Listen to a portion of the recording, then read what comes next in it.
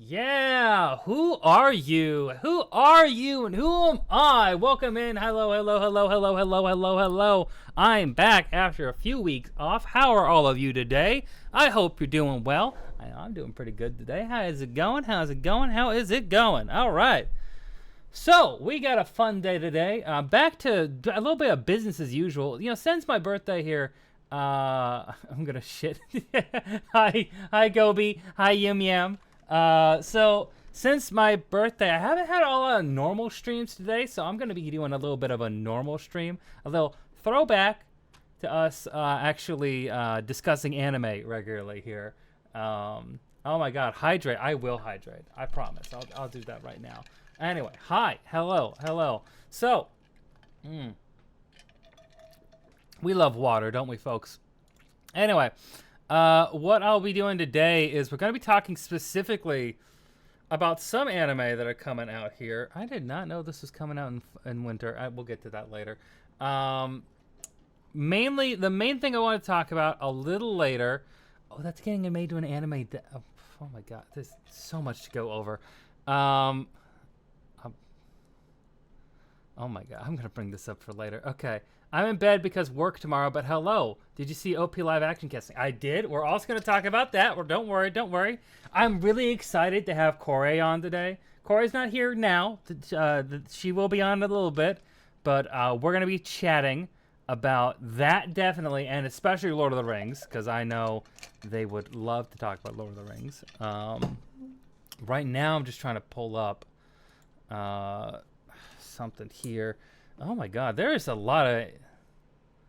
Next season's going to be sick. We have some current anime that I'm watching I want to give you some updates on. I have some anime that I watched from last season that I want to give you some information on. Is it not in here? What the fuck? Hold on.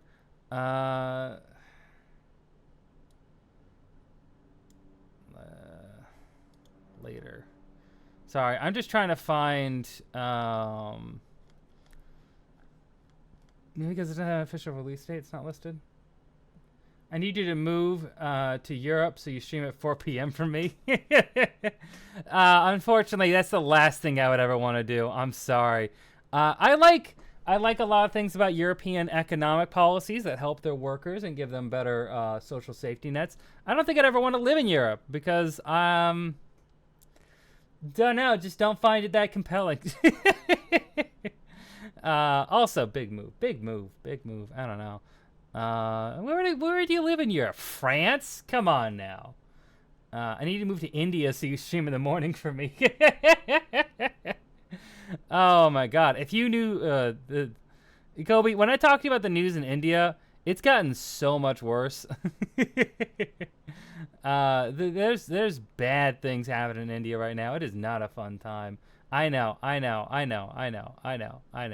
But the goal is to leave India. I saw a reel actually like an hour ago when I woke up from my nap of this one white woman being like, I don't know why people from India want to move to America or Canada when they have so much spiritual, they have such a spiritual country back home. And the comments are like, you can't feed your family on spirituality. And just like, hey, look at the news. Just a lot of violence against women is the main thing. Huge floods happened in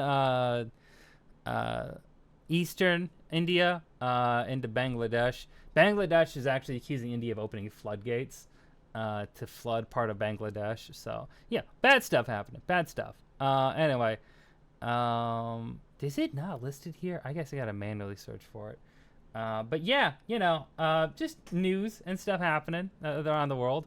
I'm not thrilled about the news today, especially after the latest from Kamala Harris. Did not like her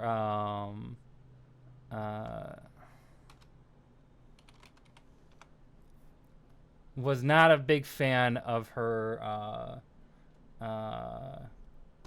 her DNC speech. But yeah, I'm with Ghosty. It's 10 p.m. for me. Samuel, I'm gonna kill him. Listen. Maybe if I get a different situation, maybe when I'm in here's what I can say is I'm gonna be going on break in like a month. you know, and maybe when I'm on break, when I have time, I can stream a little earlier. Gobi, I'd love to have you on. We still need to do Pokemon Smasher Pass. I haven't done that yet. And I want you and Crisis to be on for that. So I think we might do that in September. Yeah. Yeah, she done threw every progressive under the bus. She sure did. She sure did.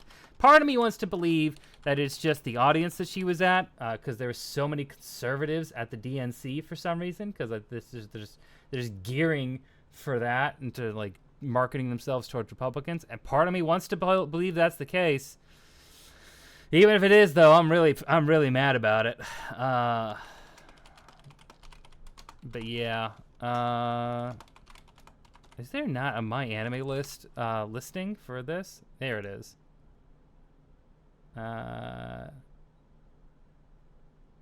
It's not added.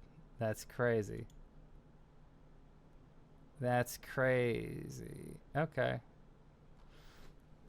I'll get to that in a bit, I guess.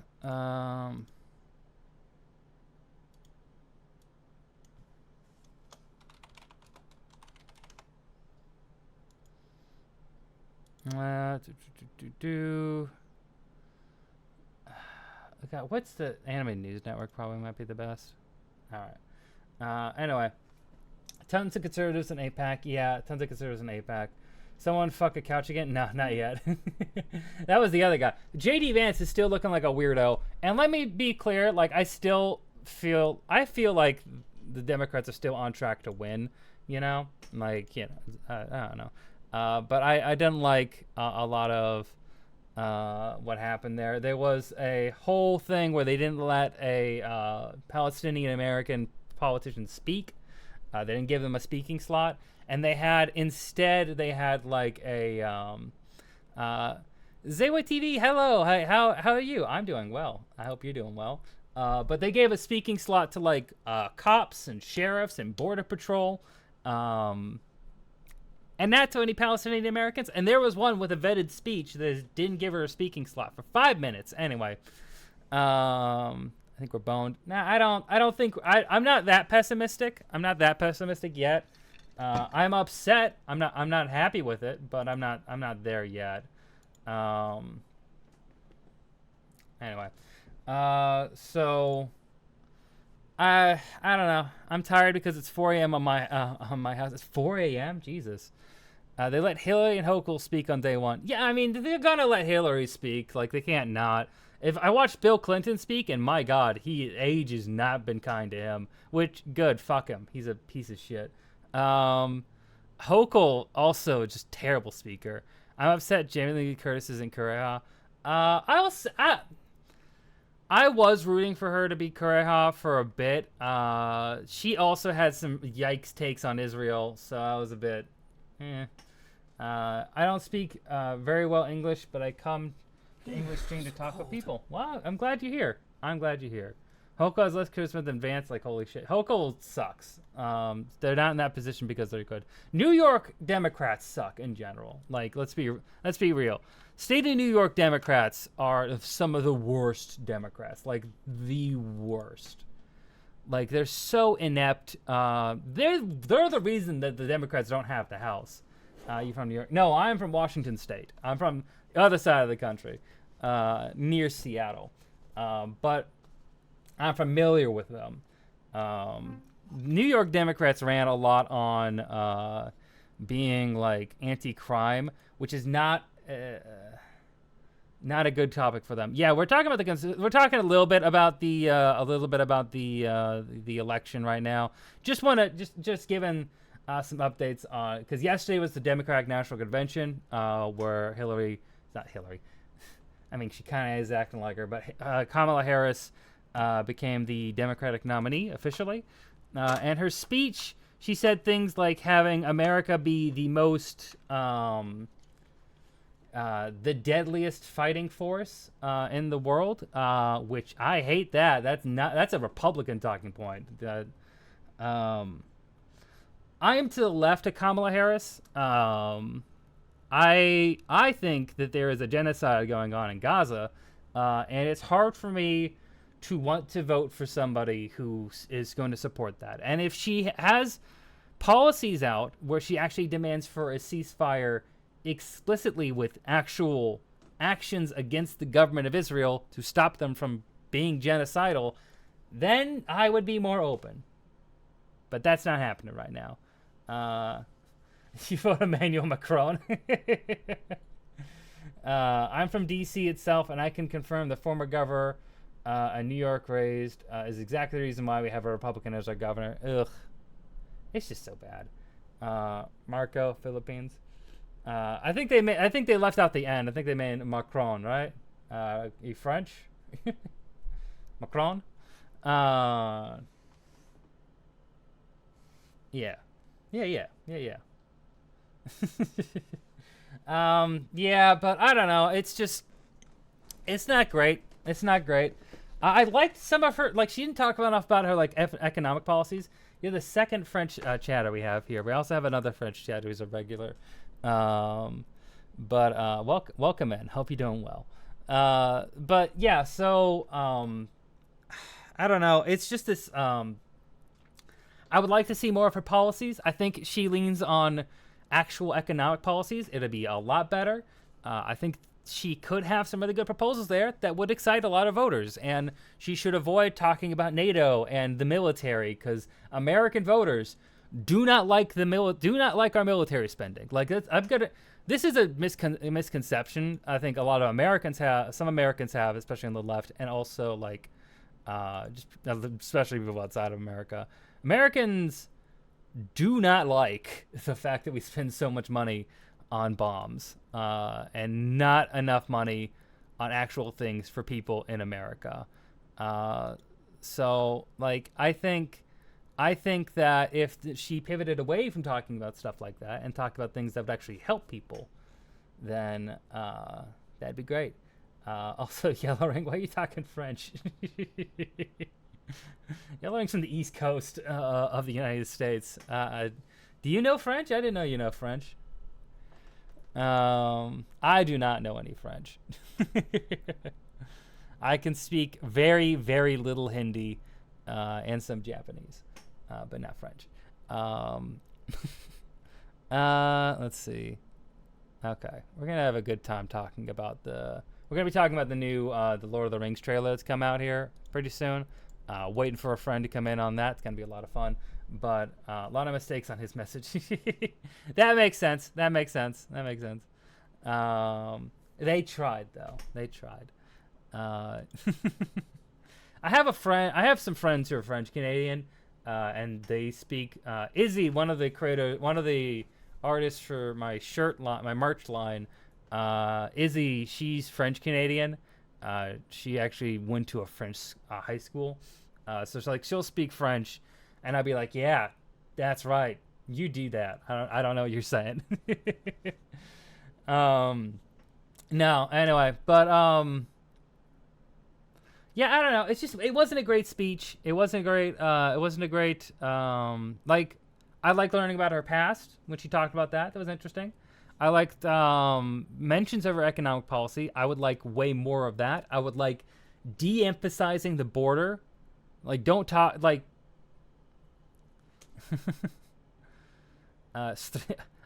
from that I say, from that I can understand you're saying that I'm an American streamer of some kind. I don't know. I would like to hear your accent. Okay, I can. Let me see. Let me see. I'll say it. I don't know what I'm saying, but I'll say it. Je suis Cold Complaints et je suis le meilleur streamer American. I think that's it. I actually went to, this isn't me actually going to France. I went to India last year, and I stopped through Paris.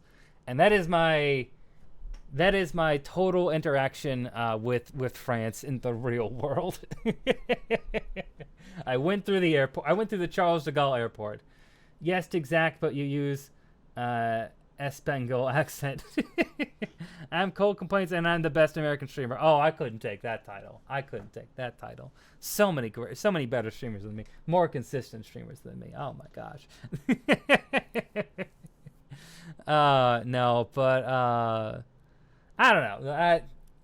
It's fun. Neha will have me do the same thing. I have an Indian friend. She'll make me say Hindi words sometimes in my American accent, and it's hard. It's hard. French is really difficult because like there's just like the emphasis you have on words feels very different. Spanish I hear more, so I feel more comfortable with Spanish. And I learned a little bit of it in high school. I don't remember basically anything except me gusta jugar videojuegos. But outside of that, I don't remember much of anything. But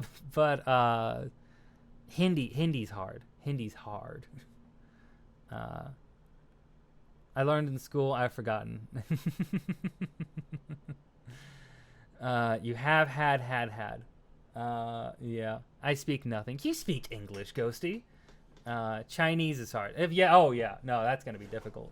2 of my teachers were Parisian. Okay, that's cool. We're learning so much about the chatters today. I'm gonna pull up a trailer here. Oof.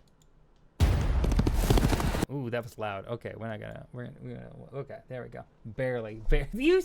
How dare you? Don't get down on yourself. Don't get down on yourself. Before we do anything else, though, for the moment, Hatsune Miku. That's right, Ghosty. Paris. that is a common thing I hear. A lot of people outside of Paris warn about Paris. Chinese is difficult for a lot of Westerners because it's a tonal language. If you have it difficult with pitch control, Chinese will be difficult. Yeah, you know, God Mala. I don't think I do. Let me look that up. No, I don't. I'm not familiar with them. Moroccan-Canadian stand-up actor. Okay. Oh, look at that. He's in Despicable Me 4. Hey, look at that. Wrong one. Hi. You're definitely new here. I know that. Okay. I've never heard of them. But here they are.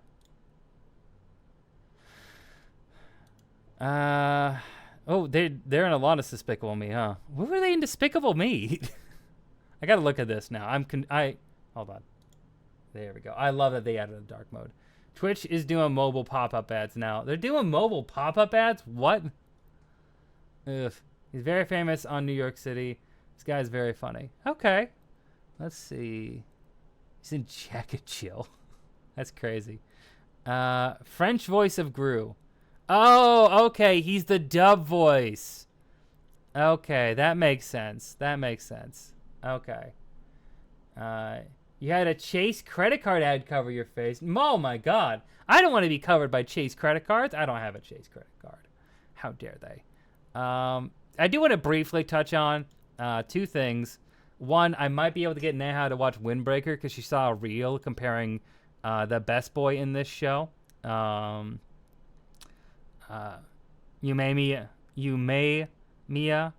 Hajime.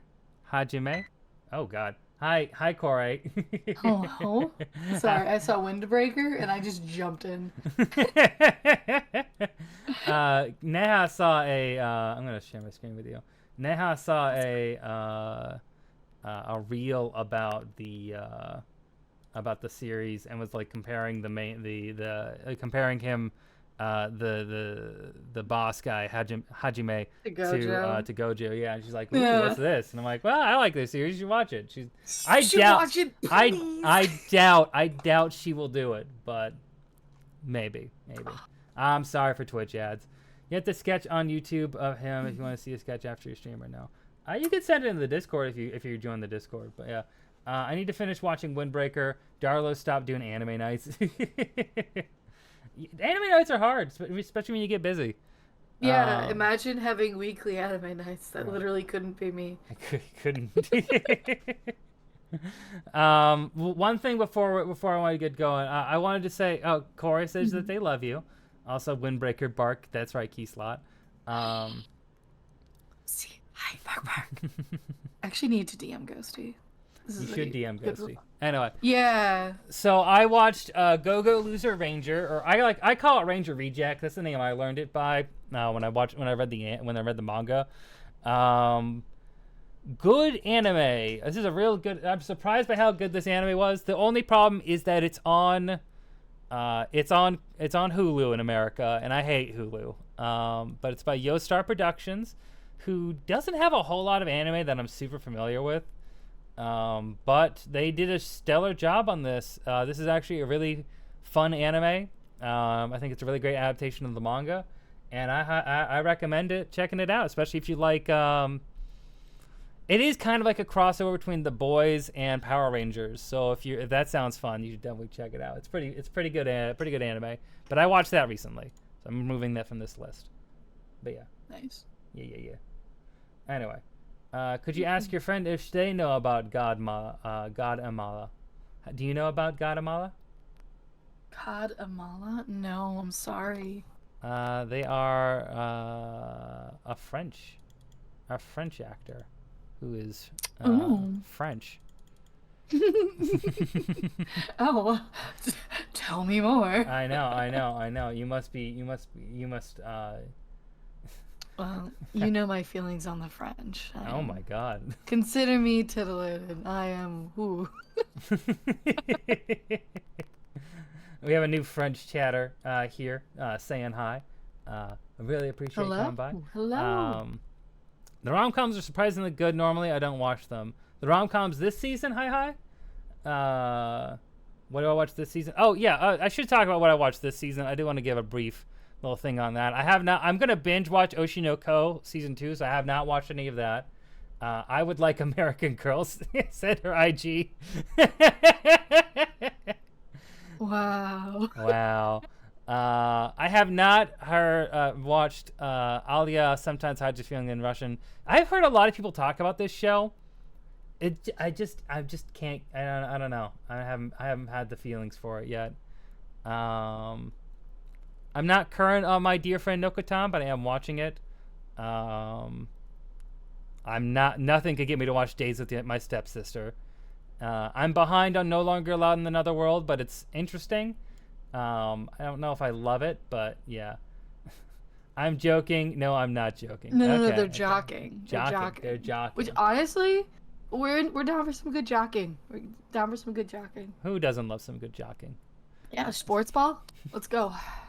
All right. Wisteria Wand and Sword. I'm reading. I'm actually surprisingly compelled by this series. It's kind of like a more serious version of Mashle, except instead of muscles explicitly, it's just being good as a warrior in a magic world. Yeah. Animation's insane on this series. If you want a good series, like if you want a series with some Sakuga porn, Wisteria is right there. It's insane. Joke, Joke. And then what else I've been watching recently? I love Shoshimin, How to Become Ordinary. Really weird series, just about like very mundane mysteries, but I'm loving it. So highly recommend that. The Elusive Samurai is one I stay current on weekly. Also has a lot of good Sakuga by Cloverworks. It's about a guy who runs and jumps a lot, and it's a historical anime based on like I think it's the 1300s, Japan. Elusive Samurai, I think so. Yeah. It is a fucking trip. It is a trip. It is tonally very weird. Like this is an anime that looks like it would be. This is an anime that looks like it would be kind of like kid friendly. You know, it is not. No. Not at all. No. Very gruesome. Very gruesome. Holy shit. Yeah. Do not judge it based on only the first episode. Like, hear me out, because if I had only watched the first one, I would have never touched it again. Also, thank you for stopping by. I hope you have a good time. Good night. Yeah. I'm sure it's late in France, so be sure to sleep well. They're like, what, 7 hours, I think, ahead? I think they're 6 or 7 hours. But yeah, go sleep well. Good night. I don't speak it, but bon nuit. Watashi wa kona desu. Anyway. Sorry. Something about the... Watashi wa kona desu. Watashi no American jin desu. Lo siento. Lo siento, my friend. My amigo. It's always fun saying things in a ridiculous American accent. Anyway, anyway. Anyway. One of my top anime this season is actually Machine, Too Many Losing Heroines. I was surprised. Excuse me? Kind of surprised. Have you seen it? No, I'm gonna be honest. The word heroin just kind of pulled up, and yeah. Do I have it listed here? I'm sure I did. What? I heard about it though. Yeah. Hold on. I'm just watching you like rapid fire through these all. Here it is. Machine, Too Many Losing Heroines. This is an anime that's about a bunch of characters. What is different meaning? Use Duolingo if you want to learn French. It's not the highest on my priority list, but I'll keep it in mind. I have French friends I can use as translators. I'm sorry about the ads, but anyway. Oh no. But I know what they mean. Yeah, but Machine is about a guy who keeps running into female classmates who end up on the wrong end of a love triangle, and then he becomes friends with them, it's a lot of fun. The characters are fun, engaging, ridiculous. The animation is insane. It's A1 Pictures, but it's A1 Pictures really trying. So that's top notch. It's some top notch stuff, and also the intros and outros they do are amazing. They have a second outro right now, but like the first outro they do is like, I'm gonna actually show you real quick because I actually really love the outro for this show. Hold on, because they did something really unique where they did it's like oh my gosh, is there not one out? I just love that it's a lot of like Interstellar in the middle there. Yeah, I don't know what that's about. Here we are. Is that? Sorry, I'm immediately. But so like it's live film. Like they took a camera, and a film camera, and they filmed it while also having live stills on the screen, like animating on. Like it's really interesting. I didn't know French kiss is a kiss on the mouth, more of a French kiss. A kiss from a French person? I don't. No, it was a whole conversation. The cheek with kiss. as well. The cheek kiss. Yeah, right? is it? They're like, do you mean like a French, like an EU or a US? Like because they're very different. Yeah. Like that moi kiss the cheek. Yeah, thing. the cheek greeting. That's totally fun. Yeah. That's normal. That's fine. Yeah, I have a friend that we added it to my Spotify playlist. Elusive Samurai OP. Oh. Yes, I did add that one. Oh the my OP god! I did on that. I'm gonna go over that in a second. But like, I love both. That OP is amazing. That was an Insta ad. This one took me a little bit to add it on, but I did add it, and I love it on there.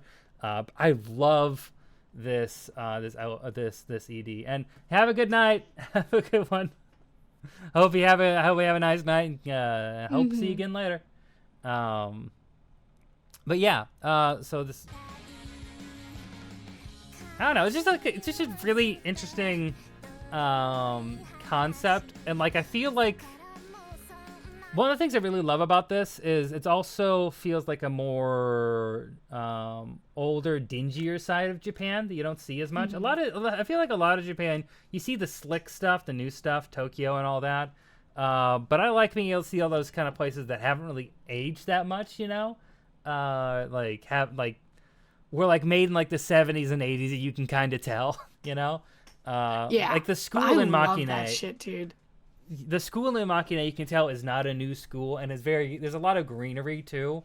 It feels very lush at times, but not maybe the most well maintained. It's very interesting. I like it a lot.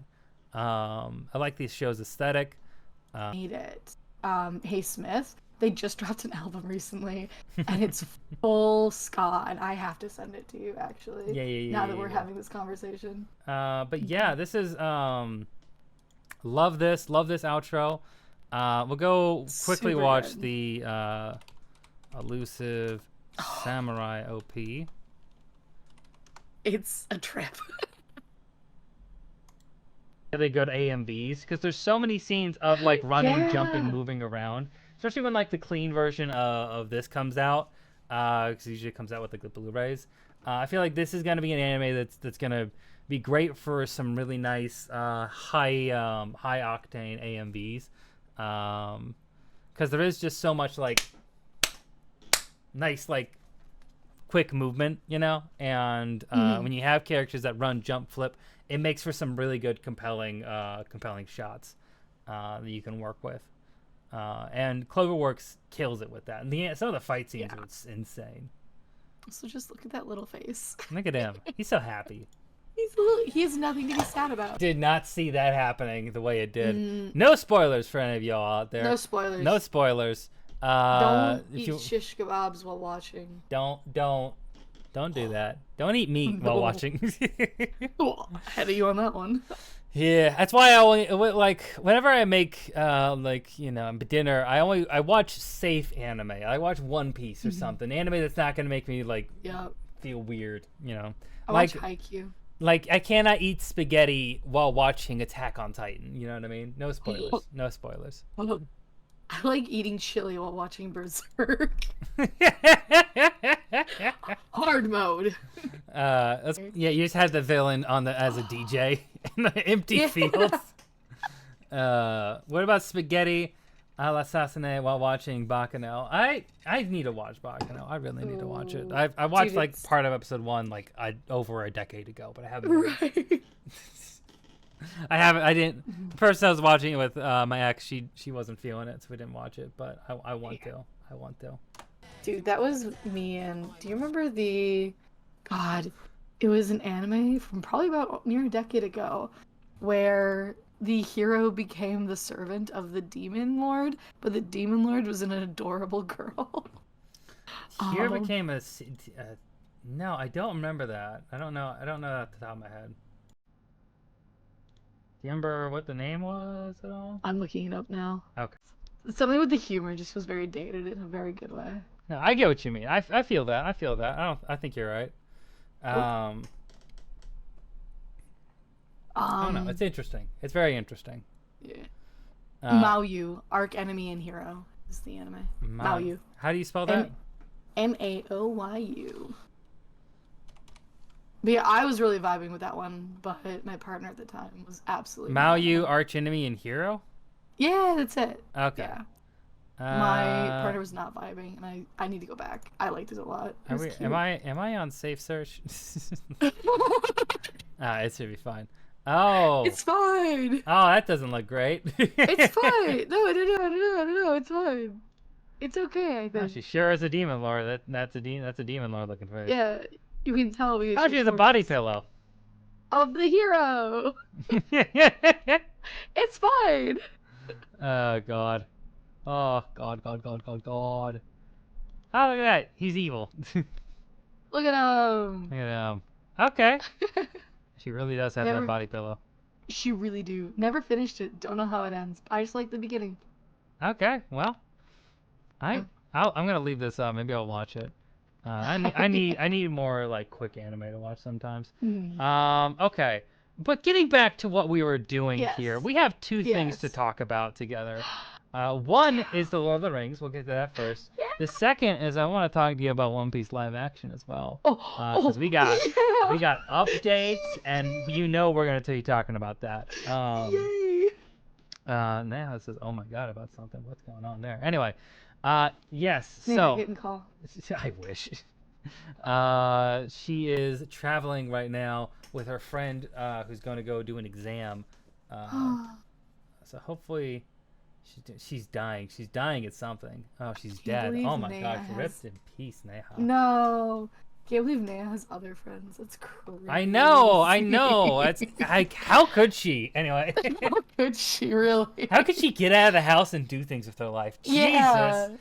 I don't do that. Grass. I can't. No.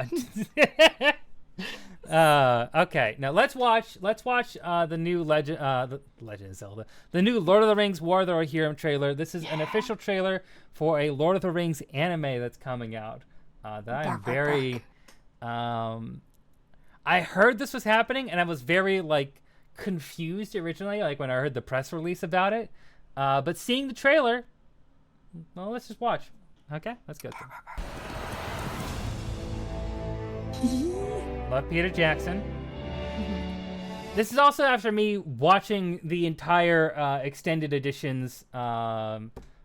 You did it. I watched all of them like last month. Yeah. Great, love that rewatch. So this is like hitting me like why when I have it in the mind, you know. After going to Edoras.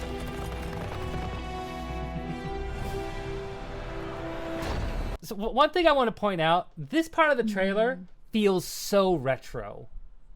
Like, you don't see trailers cut like this, like if this first part edited like this, you know? This feels like something you would see in like a DVD menu in 2005, you know, or like 2004. Very, very old. Like there's, with like the text and everything, which feels nostalgic and is weird to feel nostalgic for, but it's not like a lot of trailers these days are just so loud and abrasive. I was watching some trailers with Kara when I was hanging out at her place with and I was just like all trailers are so samey. This first part really surprised me just because it feels weirdly nostalgic. I don't know. And I think they are trying to draw on that nostalgia a little bit for that era because it's Peter Jackson and because it's Lord of the Rings. So correct. Yeah.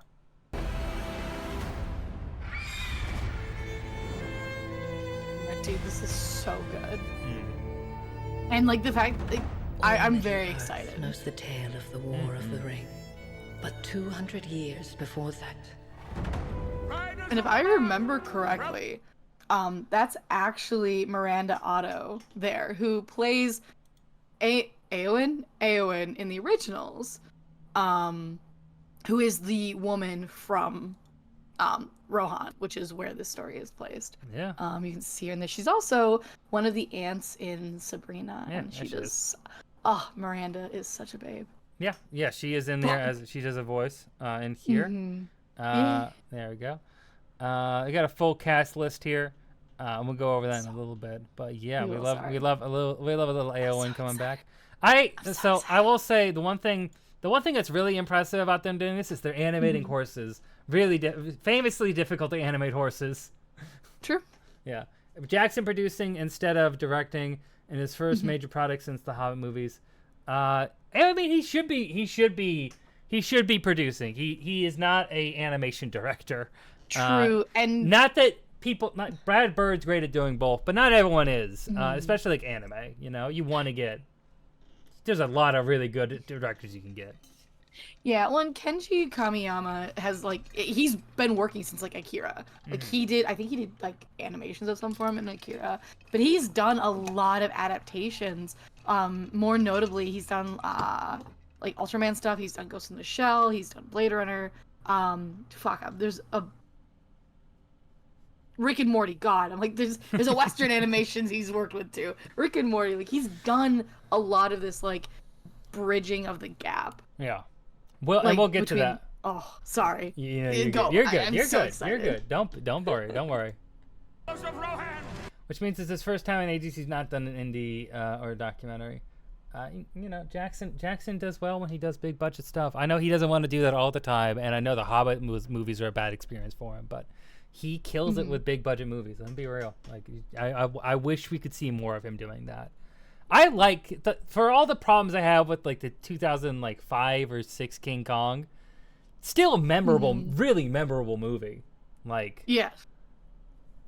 There's some scenes in there I still have nightmares over. That bugs. Anyway. Anyway. There was an older tale. Arise!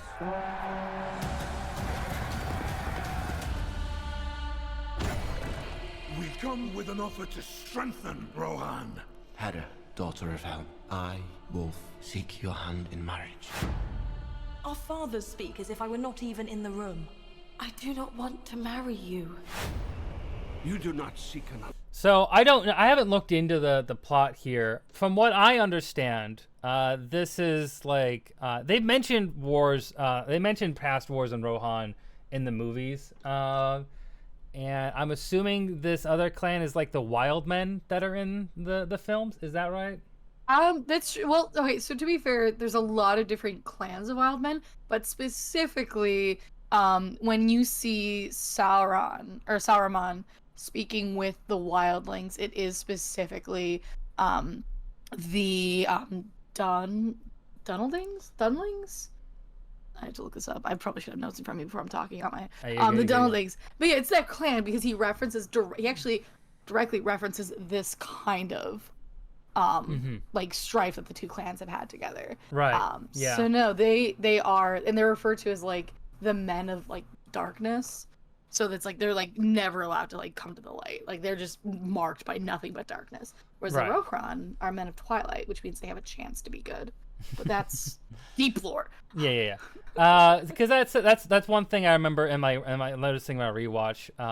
Especially it's a scene in Two Towers where Saruman has all these men around him. He's convincing to fight for him. Yeah. Good scene. Anyway. Great scene, but that's these guys. A throne. You will live to regret this, old man. Oof. Yeah. He's dead. You will pay for this with your life. The boy I knew would never wish for war. The boy you knew is gone. Fire! Of my course, God. big noticeable thing is they have elephants. Elephants. Yeah. Which is This with your life. we're gonna get to that. This is it's surprising a little bit. I didn't expect them to have elephants. Yeah. Sure they'll get into that. Likely they might get into that in the movie. Maybe they just roamed around that area more 200 years ago. Who knows? Maybe we'll see what they do. They're from the south pretty notably. Yeah. Yeah. But this is interesting. I have some notes on them specifically that we'll get to in a moment. But it is interesting that they do generally seem to be on foot as a people. The wild men, which does track with what was displayed in the movie. I mean, these guys are on horses, but most of them are not. Not very conducive to a war to be fighting a famously cavalry-focused army on foot. No. God, no. That's only ever worked well once in history, and we don't talk about the Light Brigade. If the Mongols and the Huns have taught us everything, having a lot of horses is good. True. God, true. Makes things a lot easier. Yeah. God. Fire! There's so many of them. I pledge to fight for my king. You know nothing of war. I'm the fastest rider you have.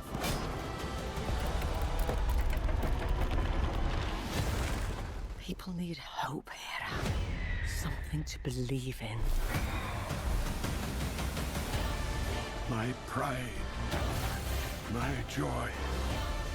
You could rule. Until World War One. Yeah, World War One was a change. World War One was That's a what I change. No. World War One isn't. Yeah, didn't go. Different type of war. Different type of war. To be fair, they didn't have a buckshot during Lord of the Rings. They had a limited amount of machine gun power in the battle of Planar Fields. That's crazy. They didn't have bombs. I am no man drops a nuke. just pushes a grenade in the hood. Pulls a Canadian. Anyway. The world. You think I am afraid of you? Clearly in a wedding dress here. That's gonna be fun. Looking forward to this scene, whatever's going on. He seems to be.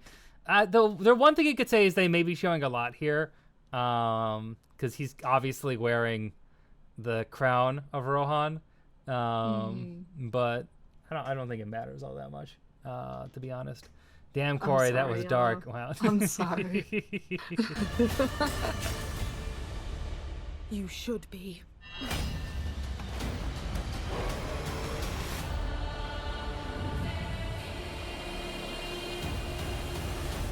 What is more That one I felt was was a little weird because like why do we need that plot line in here? We absolutely need that plot line in here, huh?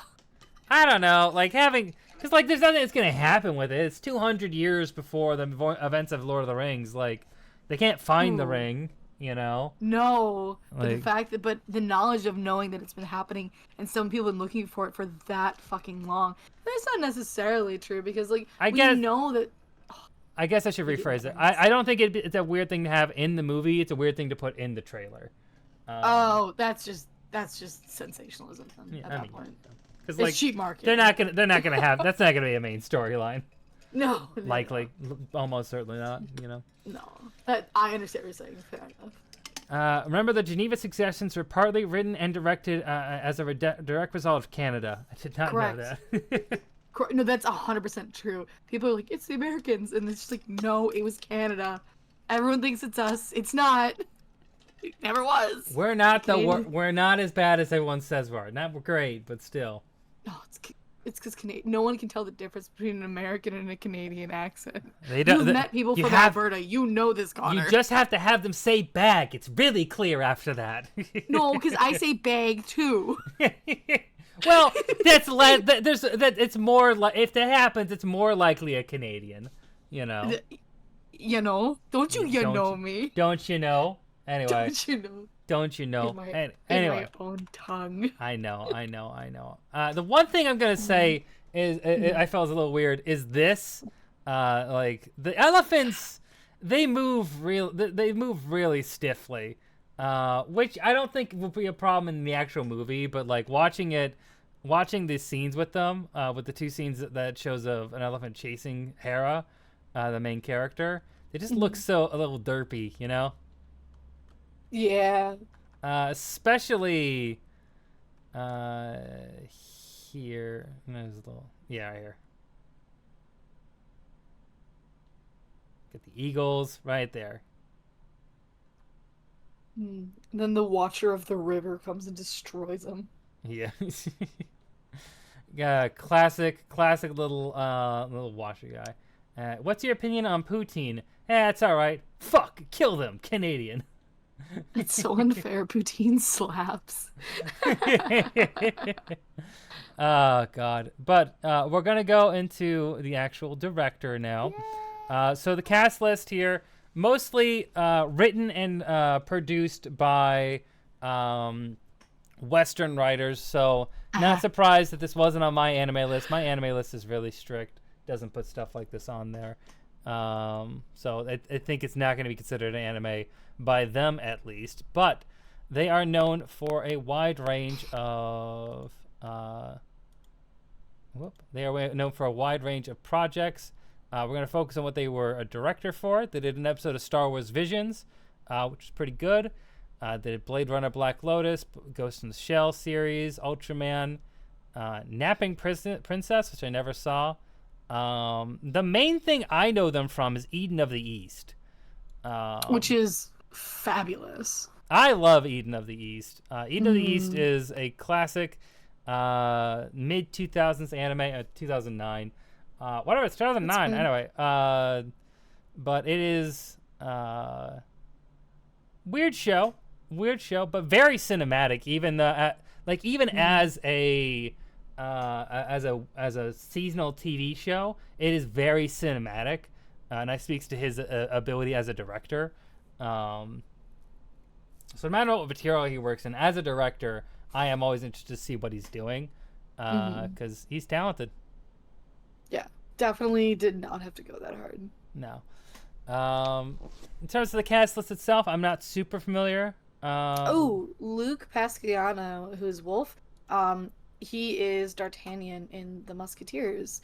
And God, is he just a charming motherfucker. Fun fact, crossover. There's an episode in Musketeers where the actor who plays Garp plays, well, no spoilers, but he's in there too. And God, was that a fucking trip rewatching Musketeers and hearing Garp's fucking voice. I never watched this series. Oh, it's so good. I'm sure it is. I'm not a, I'm gonna tell Neha about it. You go right ahead. She's I'm not gonna show gonna... Neha all the shirtless men in there, and you're gonna watch it by proxy. Yeah. Okay. I'm not super Saltburn. Okay. I'm not super familiar with a lot of the actors here. Brian Cox, I'm pretty sure I know. Yeah, he's Succession. Mm-hmm. Okay. Yeah, I also got the voice of Eowyn returning. Hera is Gaia Wise. What is that?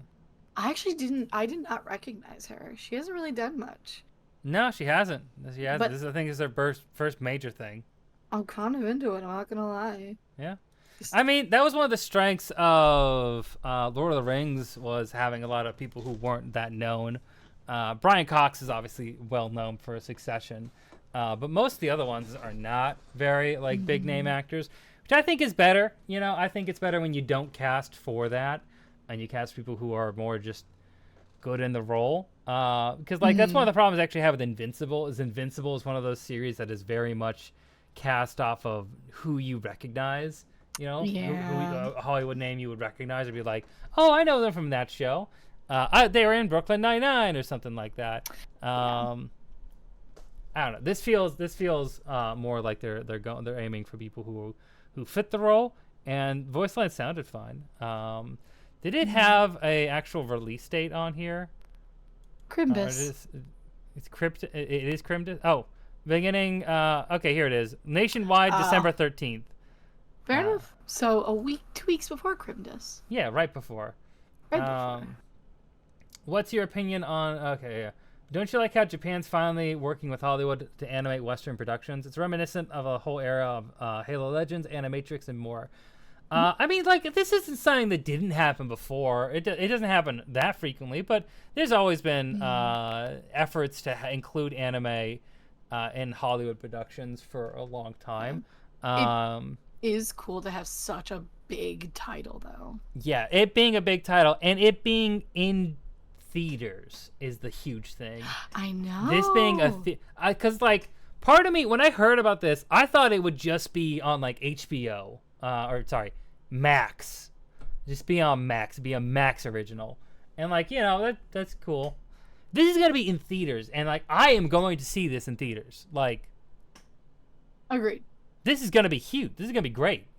I'm seeing an anime movie in theaters, especially one that's gonna be grand like this. Yeah. Amazing experience. It's always an amazing experience. Comes and goes in cycles for sure. Yeah, and anime's huge right now. So True. Yeah, I'm very excited for this. Yeah, I'm very excited. Yeah. A lot of the animation looks really good. I didn't see who actually is the studio behind it, the actual anime studio. It's not listed, and a lot of things I could see. This is a very very detailed style, which really nice. I like that a lot. You see, I get anxious on detailed styles because I'll see them with Netflix shows and a series kind of like Castlevania or what's the other show they did like that? There's some detailed shows they have like that on Netflix that are anime but Western, that are very detailed, except for some reason the action in that never feels quite right. It feels off for me somehow. There's it's a little floatier. It doesn't have the same punch as that you get from some anime sakuga. It looks beautiful, an anime an animated series like Castlevania. Saga. Oh, Castlevania for sure. An anime an animation series like Castlevania looks beautiful. It's very detailed, but for some reason, sometimes the actions don't land with the dialogue and feel a bit off, which is weird because it's made in it's an English made series, so that shouldn't happen, but it does, and it's strange. I don't know why that is. I haven't I've been trying to think about that more, but this doesn't feel like it's gonna have that problem. So I'm really excited for this. But that's the thing that happens with a detailed series that I've seen, where there just isn't the same punch in the action, as opposed to like a series that's more loose, like a series that's more loose, like say Demon Slayer or something, or Jujutsu Kaisen's a great example. Anything Mappa's done. There's a real punch to their animation, where you feel the impacts a lot more. Modern One Piece, actually One Piece sometimes has this problem too. Like especially during the Kaido fight, I think sometimes you had this issue where hits felt big, but they didn't feel like impactful, you know? I felt that a lot in Dressrosa. Yeah. Well, Dressrosa, yeah, definitely. Yeah. Gestures at the whole arc. Yeah. Yeah. Dressrosa. Dressrosa is rough in a lot of places, to be real. Really rough. Wano was such a... Wano has problems too. It's really long, but my God, it's such a better... like the culmination and fight scenes are so much... like just from the animation side of things, so much better done. It's so satisfying. Very, very satisfying. My God. But yeah, this style looks good. I'm excited to see what happens. One thing that was a bit weird. What was it? It was, I think, around here. Let's see. There, this. You see the wood splintering here? Like, first off, this scene, like with him against the fire, like looks sick shot. Who doesn't love a shot like that? Don't love the fire arrows. I think that's really overdone, but it's just the thing Hollywood loves to do. The splintering here is really. It reminds me of Zoid's Chaotic Centuries CG animated where they have things split apart. Better, but not that much better. So that was a weird shot to have. I think stuff like this probably get cleaned up a little bit in the final release, or it won't be as noticeable.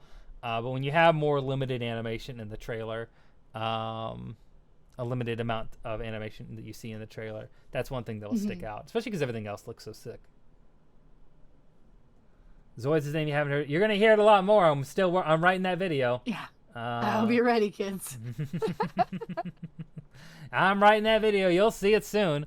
Oh God, I'm on page like 4 of that script. I've been retooling it. God, I'm stuck in one section here, but like it's been good. It's been going well. I'm excited about that video. It's gonna be good. Anyway, but yeah, outside of that, overall, I'm still really excited for this. It looks beautiful. A little bit weird. I don't really love her design, like this design, as much. Like this feels a little too anime, Yeah. It also kind of reminds me of like Final Fantasy. Yeah. Those boots are way too high up. It's a lot. It's a lot.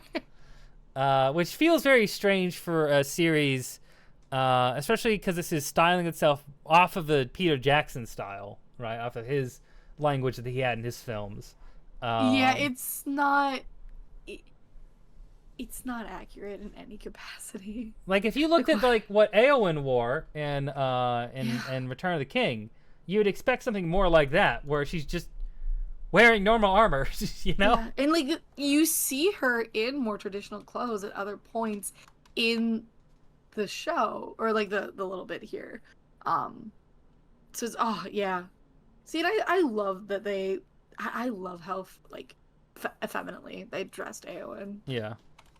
I love how. But anyway, I love how she has her moments where she's dressing very feminine, where she looks nice, and then when it actually is time for her to be in armor, she just looks like she's wearing normal armor. Look at this. Yes. No, but that's what I love though, is that they didn't go for this like she wears pants all the time and now she wears armor. They're like, no, like she's wearing armor because she's at war. But like I love that they didn't. How do I phrase this? Well, I guess it came out in the early 2000s. They wouldn't have necessarily. But I love that they were like, no, we're gonna dress her in like what would have been appropriate to wear at the time. Yeah. Not like, you know, we're not gonna give her like cool boots that like she wouldn't normally wear, but they look really cool. Like, Yeah. Well, sorry. Like, the it's thigh just highs the are cool, but it's so impractical. It's so off. Yeah, it's a little too anime. Are those actually animated Frasers next to her, or are those like live action next to her? I think they're animated. Partly CG, probably. I think the fire is CG. I don't think the fire was hand drawn. And then the everything else is. I think everything in there is drawn, and then they added in the fire and CG. But like, yeah, no, I don't like. It stands out because a lot of the other designs aren't anime. They aren't very anime, you know? Like, everything else feels like it makes sense in Lord of the Rings world. Like, all the other armor feels very like the movie. But, like, this is how women dress for war in Lord of the Rings. It should look more like this and less like this. It doesn't need to be... Like, it looks like she has a boob harness. I know, like, why are they focusing on her waist? Also, I'm sorry, this looks like a photo. Like, I shouldn't be focusing on this so hard. No, don't. Go for it. It's something to notice. No, like, it looks photorealistic. Yeah. And I've noticed this sorry, I'm really getting to nitpicking, and it's just a fucking trailer. Oh, but, we're here like, for. It feels almost like some of these scenes are, like, almost, like, superimposed over aspects of the original trilogy. Like, this feels like it's obviously not a one-to-one, but this feels like the scene they showed in the beginning when Aragorn is like busting the doors open to the point where it's like it's the metal of the Frasers. Like, the lighting looks too accurate. And it's the same thing with the rendering, yeah. And there's some of like her movements later on when you were pointing out like the jerkiness of the Oliphants.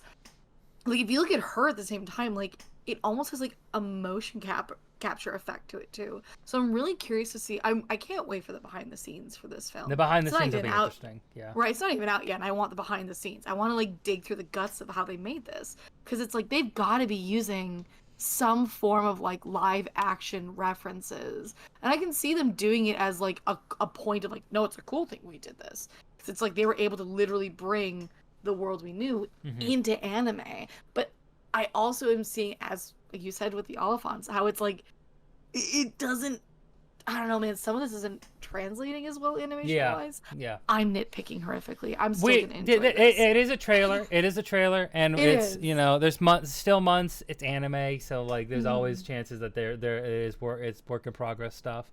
Also, Yellow Ring, if you got to go to bed, you hopefully double shifts suck. I'm sorry I had to do that so much. Oh, I'm sorry, dude. But yeah, Key Slot, you are right. It both lacks on sex appeal and practicality. Does not feel practical. Does not feel sexy. To us, at least. I know people here, I don't think feel that this is very sexy. I'm sure there are people who are into this. Yeah, Not I'm me. sure. Not me though. Not me though. Yeah. Maybe it'll make a good figure. I guess I don't know. This feels like a design I see in so many fantasy animes. You know, like yeah. It feels Dragon Age in a way. Yeah. I don't know. It just doesn't feel right like what you would see in Lord of the Rings. No. But you know, whatever. That's what we got. Yeah, let's see if I can find the scene where it just felt. Some of it felt. The animation just felt weird. Yeah. Also, I don't know how to describe this, but like, there's almost an. It's that running. Yeah. It was that run cycle. Okay, I see that it. run cycle is so weird. Also, there's elements of this that feel almost like AI, if that makes sense. You know how they I have understand that, like, what you AI mean. Ghibli art? Yeah. I'm not accusing them of that, to be clear. No. There's I just know you're not. elements of this that look very AI Ghibli. Yeah, let's play this back at like slower speed. You're fabulous for this, by the way. Like, I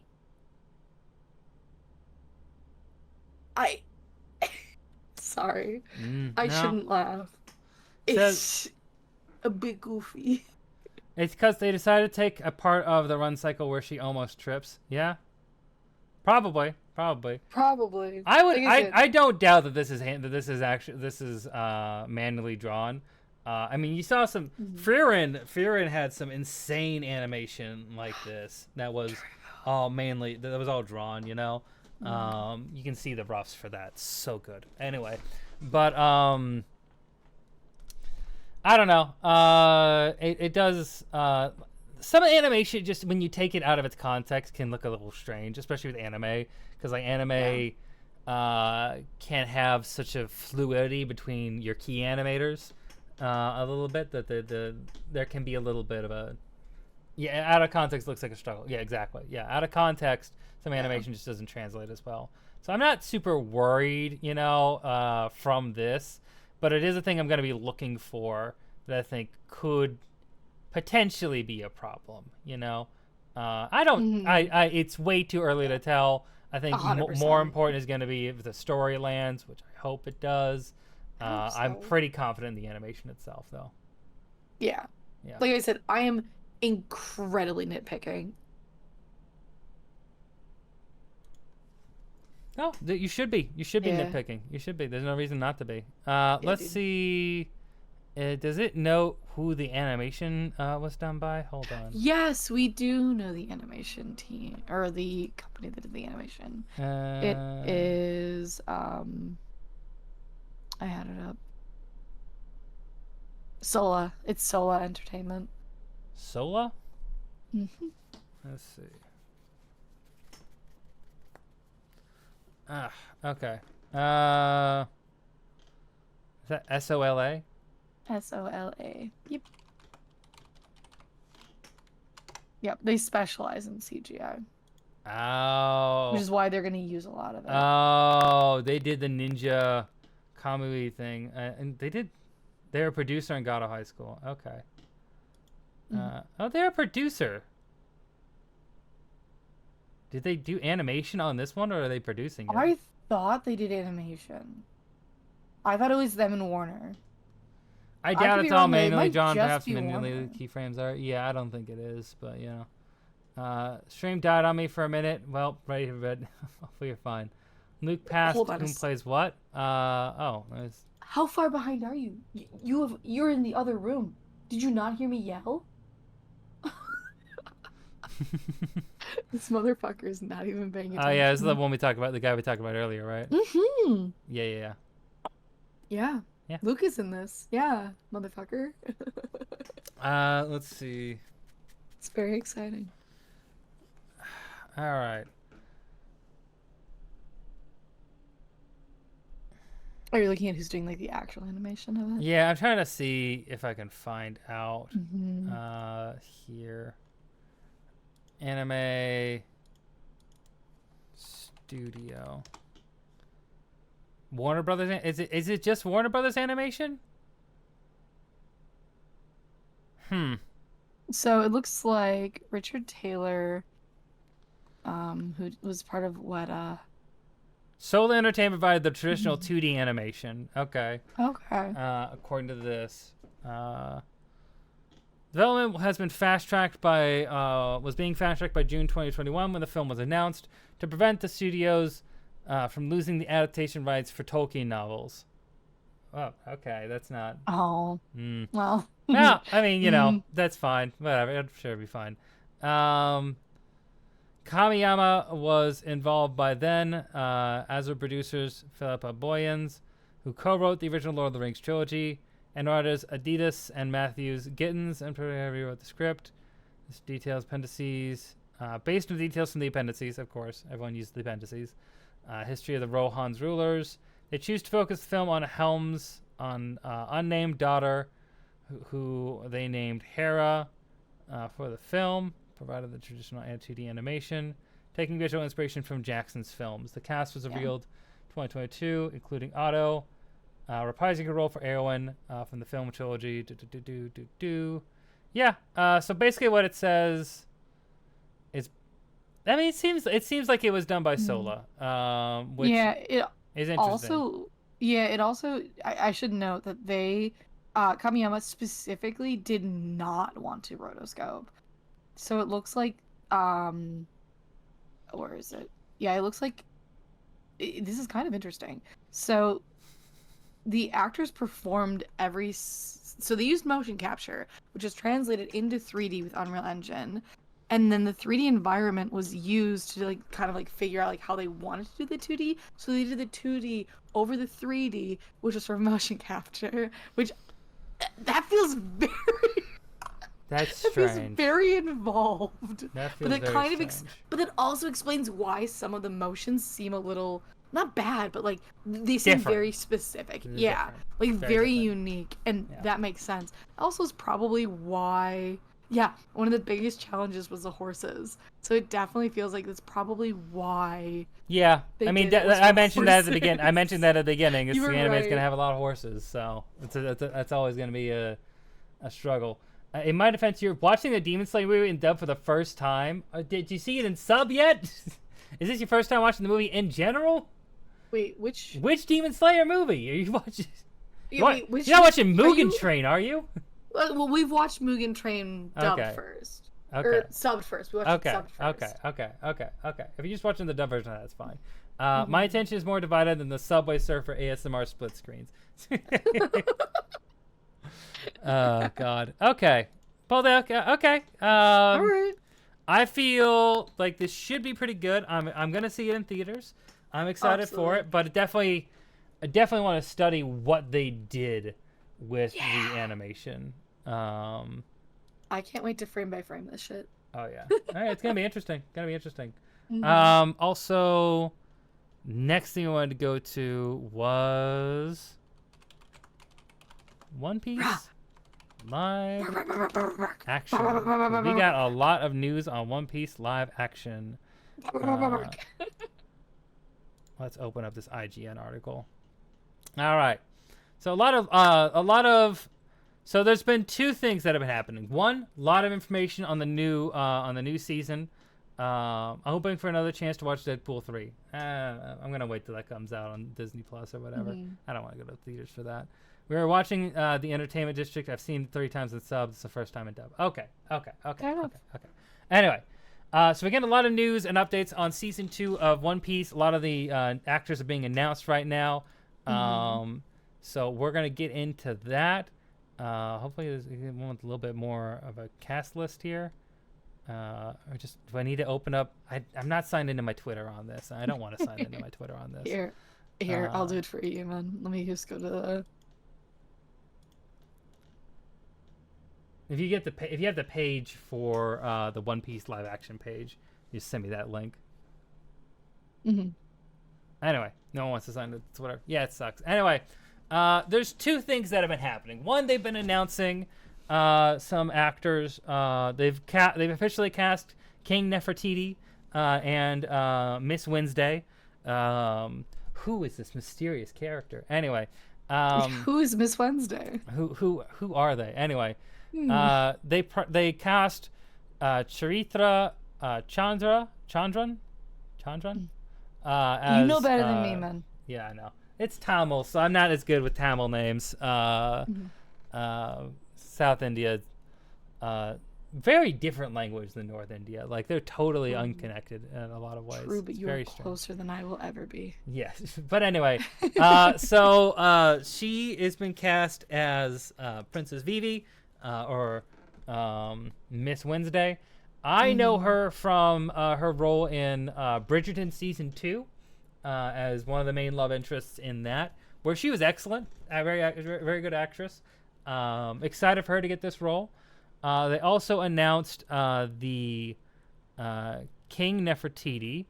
I've spammed you with images, by the way. Okay. Oh, you put it in there. Okay. Yeah.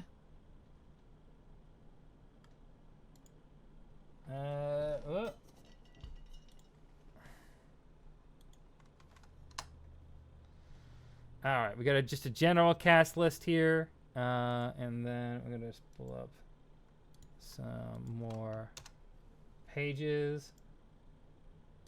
Not as familiar with this guy. most insane casting to me.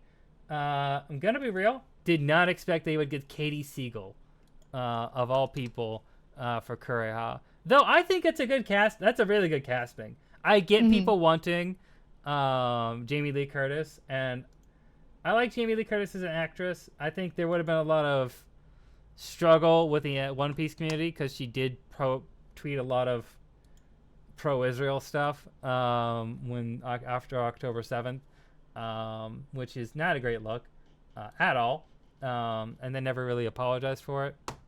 Whatever. But Katie Siegel, known for me, she was always Leela in Futurama. She's a lot of roles, but I always know her as Leela from Futurama. Amazing actress. Really, I think would capture the snarky personality of Kureha. I think we'll really nail that. Also, she's 70 years old, so she's nailing the eternal beauty as well. She definitely is nailing the eternal beauty. I did not know she was 70. Yeah, she's like 70 years old. Like, she is killing it, dude. It was the same thing with Cobra. His actor is 50. Like, bark, bark. Shitting. Come on. Right? Exactly. Respectful bark, bark for the Doctorine. Come on now. Anyway. Kate is one of the most well-developed characters in the Bridgerton series, which, honestly... She's not Kate. She's Kate's sister. She's not Kate. Hold on. Boop. Kate's actress is different. She's also... Kate's actress is a bit too famous, I think, to be in this. Respectful Bark, yeah. She is the sister, though. I can't remember her name. Edwina, that's it. Edwina Sharma. Which, I'm going to say, Sharma... I have not heard Sharma as a common last Indian name. It feels weird. Didn't like, I don't know. Maybe that is. Maybe I'm dumb. I don't know. But she was Edwina in Bridgerton. Yeah. She was also in Eternals. Didn't know she was in Eternals. She's a good actor. She is. She's gorgeous also. I think she'll nail being Princess Vivi. I think she has that very proper, sweet aspect you need. And also I think can be a little bit of can play being a brat. Which is both aspects of we're gonna call Vivi? aspects of Vivi. Yes, that is what she does. I don't know. It's what she does. You were the first person I think who I've seen refer to her as a brat. She acts like one, like especially as Miss Wednesday. You. Especially as Miss Wednesday, she does act like one. And See, you have to be able to nail both of those. Perona's definitely more of one, but I see exactly. I mean, yeah, Perona's a big brat. She's fiery. She's fiery though. Perona's a brat and a goth, and that's hot. But queen shit. The other guy is Senthil Rama Maruthi. Anyway, he's cast as Nefertiti Cobra Nefertiti. Now, he also plays the dad in Never Have I Ever, which is a okay series. I like this first season a good amount. The other seasons are okay to bad, but he's a really good actor, and I think he's going to nail the fatherly nature of Cobra. I think he'll be great as a king. The one controversy that's been coming up that I've seen online, the big reaction I've seen is, one, people thinking that these are good actors, but two, that they're not Arab, they're Indian. And oh boy.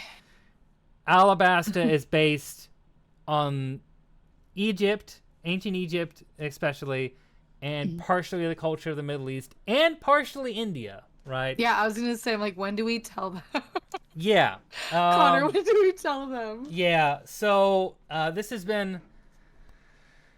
It's been one of those weird situations because it's not whitewashing. They didn't whitewash them. I mean, they are very brown. They're South Indian. Like, they are very brown. Like, they're not whitewashing an L. But people, especially right now, are very sensitive towards erasure. Especially with what happened to the DNC, I think on top of this and what's been going on in Gaza, people are especially Agreed. conscious of erasure of Arab people from things. And I get that. Mm-hmm. I don't know. However- I don't know how. Like, I'm white, so like there's a level of like I'm I mean, not gonna understand, but here's the other thing with it, and like not I don't care what people think of this opinion. The problem is that looking at it as an aspect of, well, they're Indian and this is supposed to be Egyptian, they're completely different. That's not true.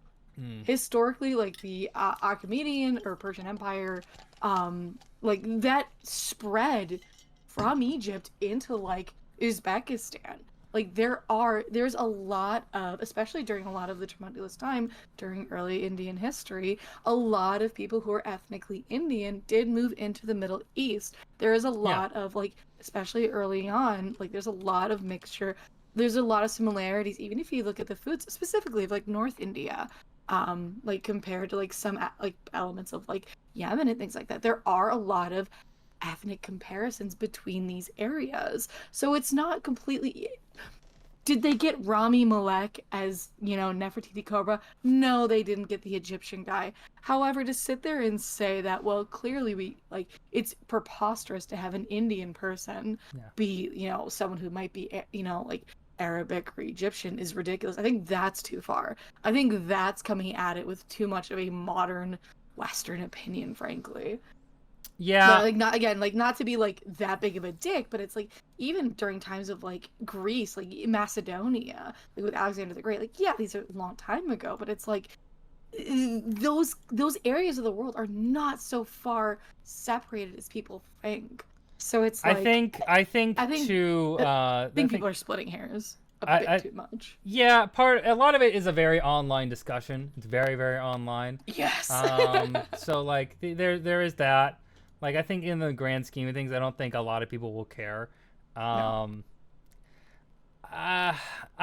do understand what people are saying. There is like North India, yeah, sure, there is a very much a connection.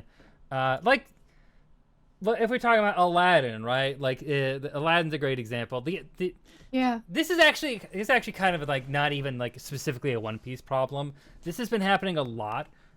In things that require Arabs, Arab culture, it sometimes gets put into like Indians, having like Indian actors. And I think there's two things going on there. One, there is a lot of Indian actors. Like that's a very deep pool to pull from, both in India itself, because India has a lot of different popular actors, and also in America.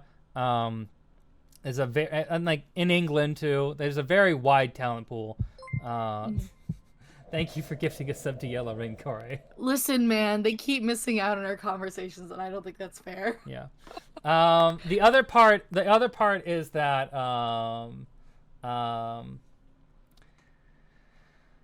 so like I get that side of things. I do. I get the controversy. I understand the sensitivity to that, and I hear that.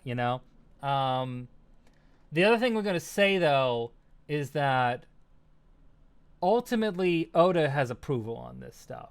Correct. And Oda thinks this is appropriate, and it's his world. And he did base stuff in this world. There is stuff still based off of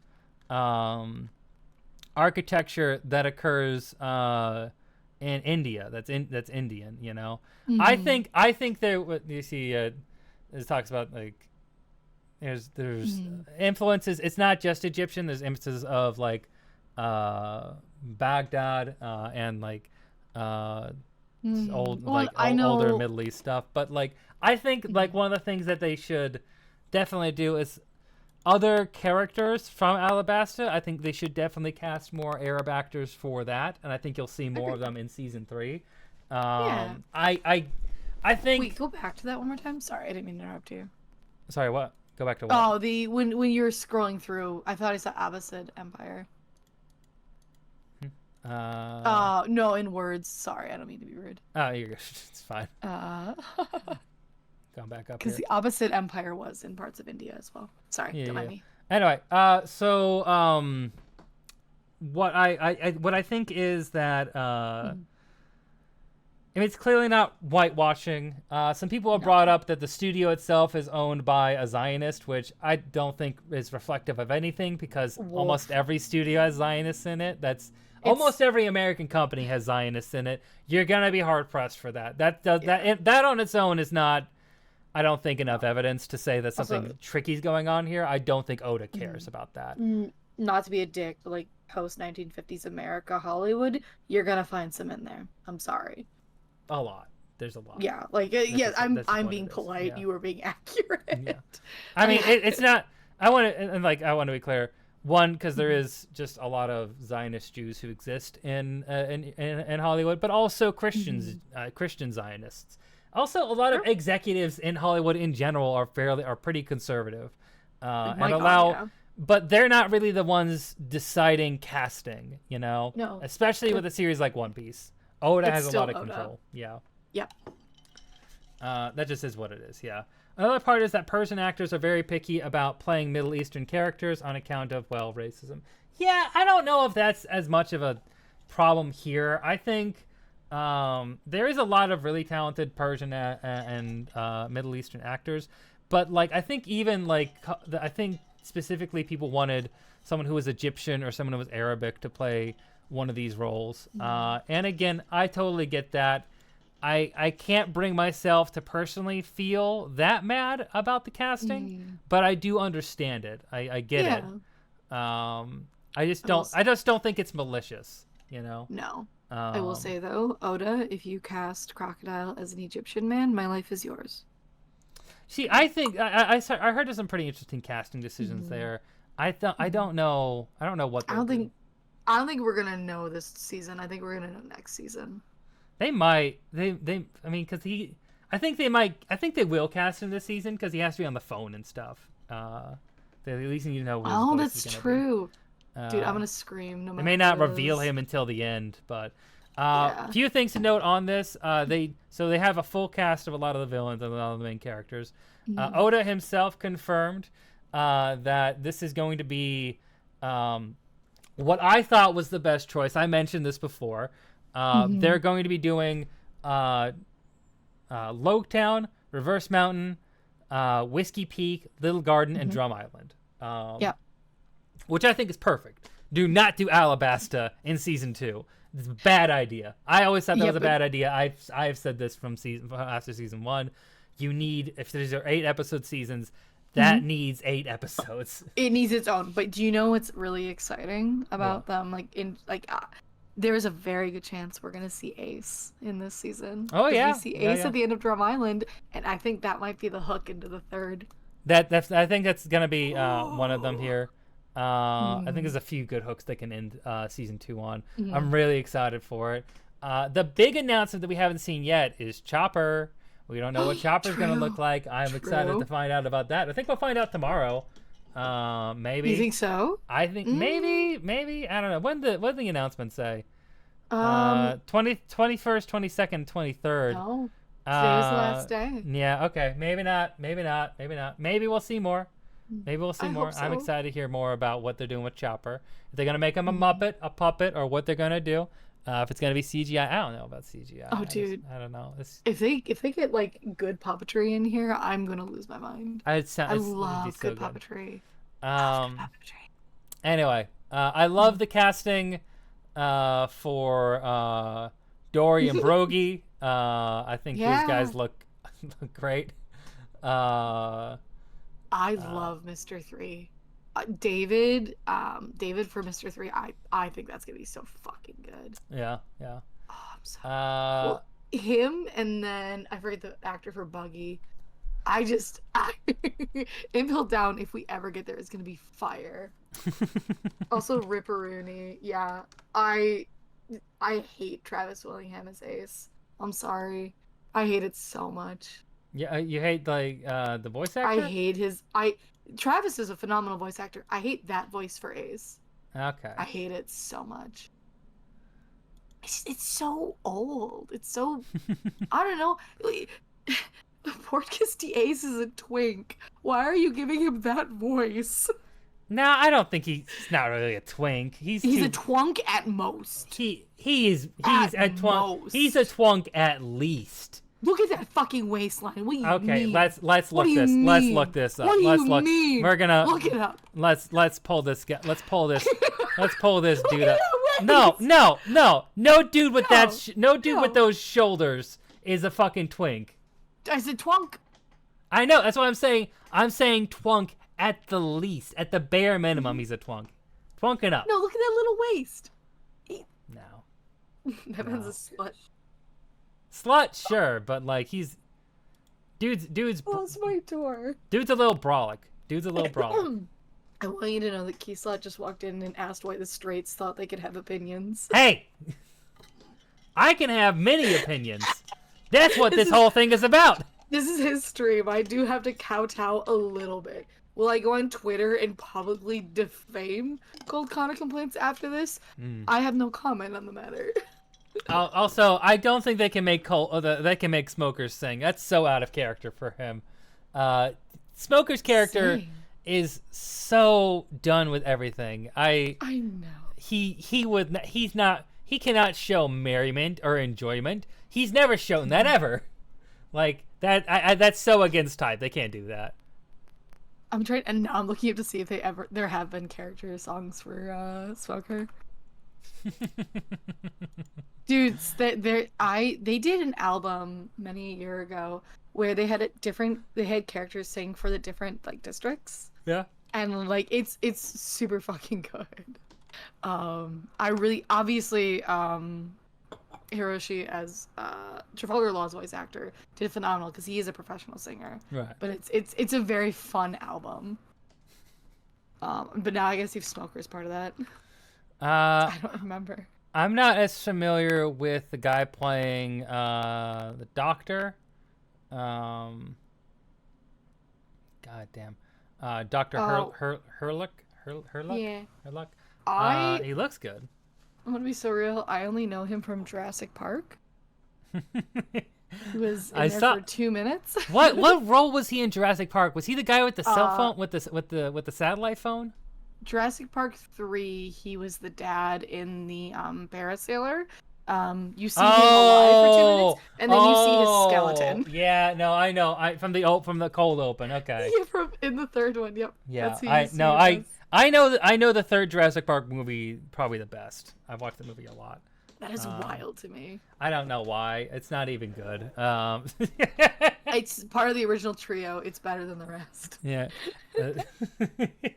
I haven't even seen any of the Jurassic World movies. I have not watched a single one. I don't have any plan to. I don't have any plan We don't to. have time for that. We gotta talk about One Piece. Anyway, I'm trying to see if I know any of these actors from anything. I Here. don't know. Yeah, Keysat's right. I guess the voice actor is a singer. The actor is a published singer, and Smoker is John playing guitar at points. Yeah, but I just don't think. I don't know. I just don't think that's gonna do. I feel like I recognize this guy, but I can't know from what. I'm just gonna post the. I did find a song of Smoker singing, but you know, that's for your private enjoyment. Yeah. I don't think that's for stream. I feel like I recognize this guy, but I can't place where from. Which one? The Clive Russell, the actor for Crocus. Right? Doesn't he look so familiar? He does look I mean, familiar. did you watch Game of Thrones? Because he was in Game of Thrones. I did watch Game of Thrones. He was in Game of Thrones? I don't see that Yeah, listed. he was one of the he's the mom. He's the a mom. River family. No, the family from the Riverlands. Oh, wait, what? Oh, hold on. He was part of that. He's the family. Blackfish? Is he the Blackfish? Eh? Hold on. Yeah, he's the Blackfish. Yeah. That's what he's called. That's his character name. Oh, gotcha. That's his character. That's why he's got the yeah. Okay. That's perfect. Actually, that's perfect. Yeah. His name is The Blackfish. That's his whole thing, because he is a Tully. He's yeah. a Tully. There we go. God, Brendan Tully. that was gonna fucking kill me forever. This also is a guy who's so done with it, and that's perfect for Crocus. I think this guy, he also had a good amazing charm, really good at nailing being annoyed and funny. So that's good casting. I knew I recognized this guy. Crocus is one of like 11 BBC actors. Netflix loves mining BBC actors, and who does? HBO does too. It's where you go if you need actors at all. Yeah, right. That's why they're all in the same shit. Yeah. What? A man is stoic and therefore must never take joy from life? I'm bent. Yeah, that Smoker especially is. Yes, that is what he always does. No. I'll give it to Smoker. There are other characters in One Piece that are stoic but have like quiet moments. Like Crocodile, he rescues puppies. Sure. Very stoic man. Yeah. Rescues. No, because it's canonical. Sorry. I'm sure it is. I'm gonna get mad. Don't. I'm not. I'm no. not saying you're wrong. I don't know what you get mad about. It's not relevant. No. Oh no! I'm saying I'm gonna get too into. Ignore me. But no, it's pretty exciting, and I don't remember if we talked about it or not, Connor. But have you been paying attention? I guess there's a growing friendship between Oda and McKenyu, to such a degree that Oda has said now that like whenever he's writing Zoro lines, he just imagines them in McKenyu's voice. That doesn't surprise me as much. Because I know McKenyu is well, he's Japanese, so like, you know, that makes that connection a lot easier. And also I know his dad is also a really famous actor, which makes it easier for him to blend into that that side of things. So I'm not super shocked by that. I know Oda. I think Oda was really excited about getting McKenyu on to begin with. I think it was one of the ones he was super excited about. But you know, you see it a lot in this art where he's like drawing each of the characters as the actor, or vice versa. And McKenyu that's just how he draws Zoro now. He should draw Usopp more like Jacob, to be honest. Can we get that skin tone for Usopp, pretty please? I'm begging you. Yeah, you know. This boy needs some melanin. It's so bad. The thing about the One Piece live action crew so far, I have my hopes up of them being able to even if they aren't a certain character, they will create a new take on said character and then nail that. No, yeah, I think that there's a lot of good things they can do. I just had to backspace so many things about the keyboard warrior on Smoker's behalf. The man has depth, damn it. No, I'm not saying he doesn't have depth. I'm just saying that he's not I just don't think a singing scene is something that would fit a character like Smoker. No. Especially in season 2 when you're just getting introduced to him. Because he's only basically in, I mean, they probably will expand his role, but he's only basically in Logetown. Yeah, and Punk probably Hazard. be like an episode. I could see it being a thing maybe in Punk Hazard. Again, if we ever get We're talking about season 2 of One Piece live action, Keith. We're not talking about movies. I've seen Z, but we're not talking about those movies. No, you gotta contextualize where the character's at with where the season's at. Yeah. So it just doesn't seem like a practical thing to do. No. Especially when they have so much legwork they have to do for building up. Oh God, I wonder what they're gonna do for Dragon. Oh God, that's right. We're gonna get Dragon. Yeah, that's happening now. Casual reminder to everyone that Pedro Pascal was around when they were doing like interviews during like the different cons. That feels like a big get. Like, well, I was gonna say, what are your thoughts on that? Because I remember when they first saw him around, and someone made the comment. They're like, "Wow, I hope he's not Smoker or Crocodile." And I remember reading that and being like, "God, I hope they don't do that." No, but I don't do that. I could see if they're gonna ever have a big name character, I could see it being Dragon. I don't think it's gonna happen, to be clear, but I could see them doing it there. So the problem with that is like having I think Pedro would be a killer Morgans.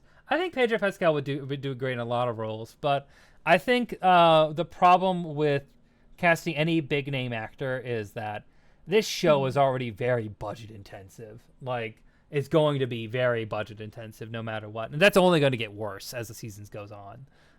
Maybe Alabasta, maybe season 3 will be easier because it's all one. It's basically all one type of location, and you don't have to do water stuff nearly as much.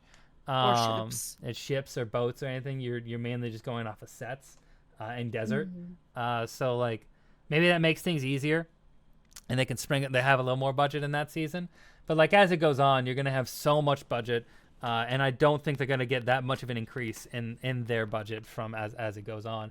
I think if they keep getting successful, they will get budget increases, but not that much. So I think I don't foresee them being able to do like a main or a long-standing character as like any big name. And I also think it can kind of take away when doing it. It's kind of like we were talking about earlier with Lord of the Rings. There's a lot of benefit for having actors that you don't recognize in these kind of roles, because you can mainly see them as, because like the character itself already has so much baggage for the audience, a lot of the audience coming in, and having a big name actor who wants to probably bring their own interpretation more into that can be a little bit of a clash, because you have your own expectations of that actor, of that role, of that character, and I think that can cause a bit of a clash. Like I think 100%. One of the great examples I think of this recently is Tom Holland as Nathan Drake, because that didn't work. I think like a character like Nathan Drake from Uncharted, a character you were following for 4 games, you have so much invested in, with an actor that has their own set personality and way they play characters like Tom Holland, not a good mesh, not a good fit. And you spent a lot of money on this big name actor who just doesn't fit the role. It's not Tom Holland's fault. He just doesn't work as that. Yeah, and that's why I said like Dragon could make sense, because we see him like once or twice until like the end game, which at that point, like if we're getting to the live action, who knows? If we're getting to like Wano and beyond in live action, I think they can afford Pedro Pascal. That'll be. I hope. That will be in like 10 years. Yeah, I know. Could you imagine live action Wano? Oh my god, that'd be insane. God. Could you? I just want to see McKenna do the fight. They would film that in Japan, I think, also, because again, they'd have. Oh my god. And Oda would be. I think Oda would probably have finished One Piece by that time and just be on set constantly. I hope so. He seems like the kind of guy who would get obsessed with that stuff. Anyway, I know. Hollywood relies too much on star power. Yes. Water 7 will be a shit show of budget. Yes. That's, side note, no matter the fact, it's been years since I've been in a no swearing chat. Every time I someone, I immediately go, oh fuck. Swear away. I swear all the time. Bring in 1 or 2 big shots by having too many heavy hitters. It's a deterrent. It's a detriment. Yeah. I think you should only bring in the big shots if they fit in the square hole. Yeah, they have to be a perfect fit. Otherwise, it can just be a very big clash. Yeah. Like I was open to Jamie Lee Curtis being Kureha, but even that, like Katie Siegel is a great example of this is an actor. People. I think everyone knows Katie Siegel, even if they don't know who Katie Siegel is. This Katie is the biggest name I think that's been in One Piece. One of the biggest. I think biggest. I think McKenna is the next closest, but that's just because how big he is in Japan. He's not big in the West. Not to an American audience. This is probably the biggest get, and she's only going to be in like 2 episodes. Yeah, which is perfect. She will be the one though, where she's in like 2 episodes here, and then we'll see her as a cameo once or twice later on the line. Yeah. Maybe. Have they? Yeah. I forget. Have they cast? They casted Dalton already, right? Yeah, they did cast Dalton. They did cast Dalton. God. That's gonna be cool. That's an interesting name. Yeah, they're South African. Okay, that's why it's interesting. I was gonna say, is he Dutch? Yeah. You called it. Technically, yeah. Oh, they were in Blood Diamond. Okay. Uh-oh. I don't recognize anything they're in. Probably gonna be good. That feels close to the chest. You know. Anyway. Anyway. My God. You know who Clive Russell almost looks at? Who? It's the most recent actor for Michael Gambon. I could almost see, like, I think that's why he looks so familiar to me. Because I keep on thinking it's Dumbledore. Oh, yeah, okay, I could see that. Yep. He also kind of looks He's like not- I could also see him playing like I think he's got too much of a full face, you know, and better cheekbones, but you could also see him playing like Filch or something. Oh, yeah. Yeah. Anyway, one of my most favorite memes going around lately is that people saying that J.K. Rowling's mind has been taken over by the mold in her home. Have you heard about this? No, I'm still caught up on the worm. J.K. Rowling mold.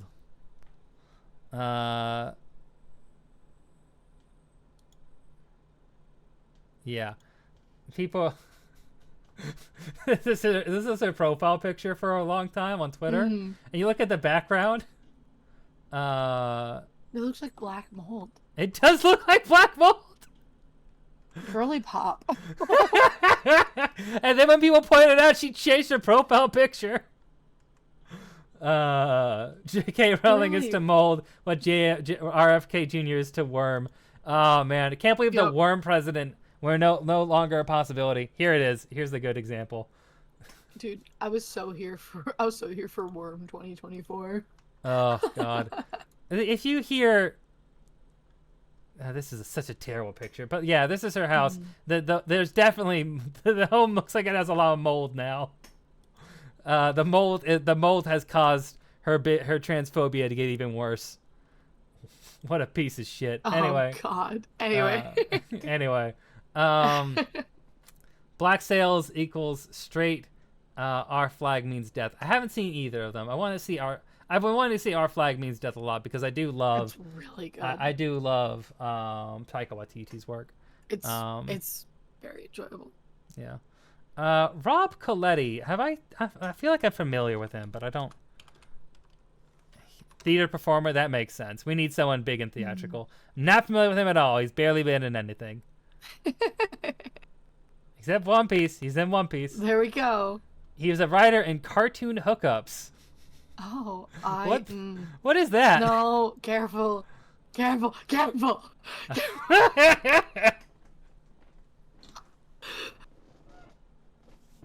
Oh no! Can you please explain to me why time is capitalized? No. Wait, no, why is they capitalized? What is going on? They also want some alone time. They getting I don't know. I don't know what's going on there. Whatever. That's fine. That's fine. That's Wapple. That makes sense. I hate it here. Perfect.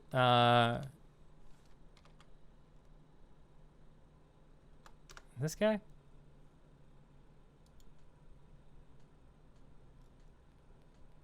Is this it? No, I don't think it's the right one. There's a few Brendan Murrays.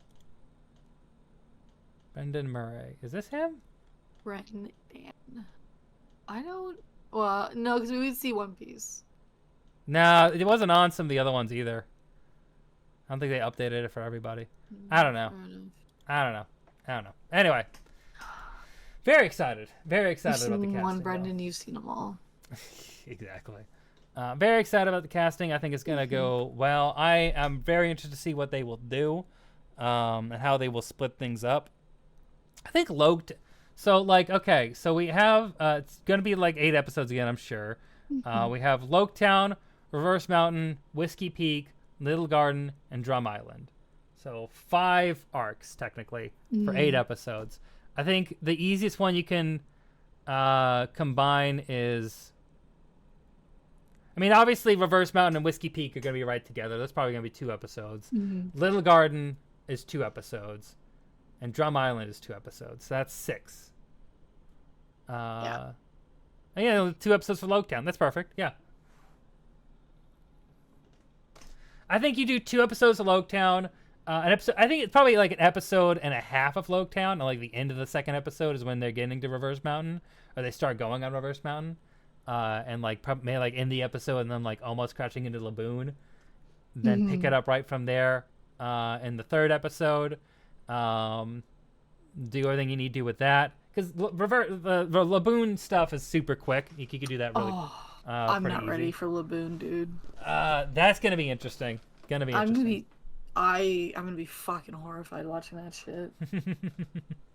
Every time I see Mr. Three's actor, he looks like a knockoff Raymond Carmilu, Broadway actor, and it throws me. I have no idea who that is because I don't follow Broadway that much. I'm sorry. No idea who that is. But anyway, I don't know.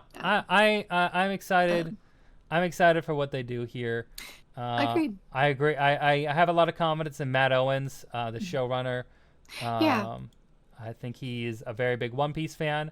I think he's very smart, great writer, and I'm excited to see what he does. Katie Siegel is inspired casting, I think, honestly. I think like, it's the more I gonna think go about really it, well. I think that this is so pitch perfect for her. I think it's gonna do so well for her. I'm also excited. I keep talking about McKenna, and I'm so sorry.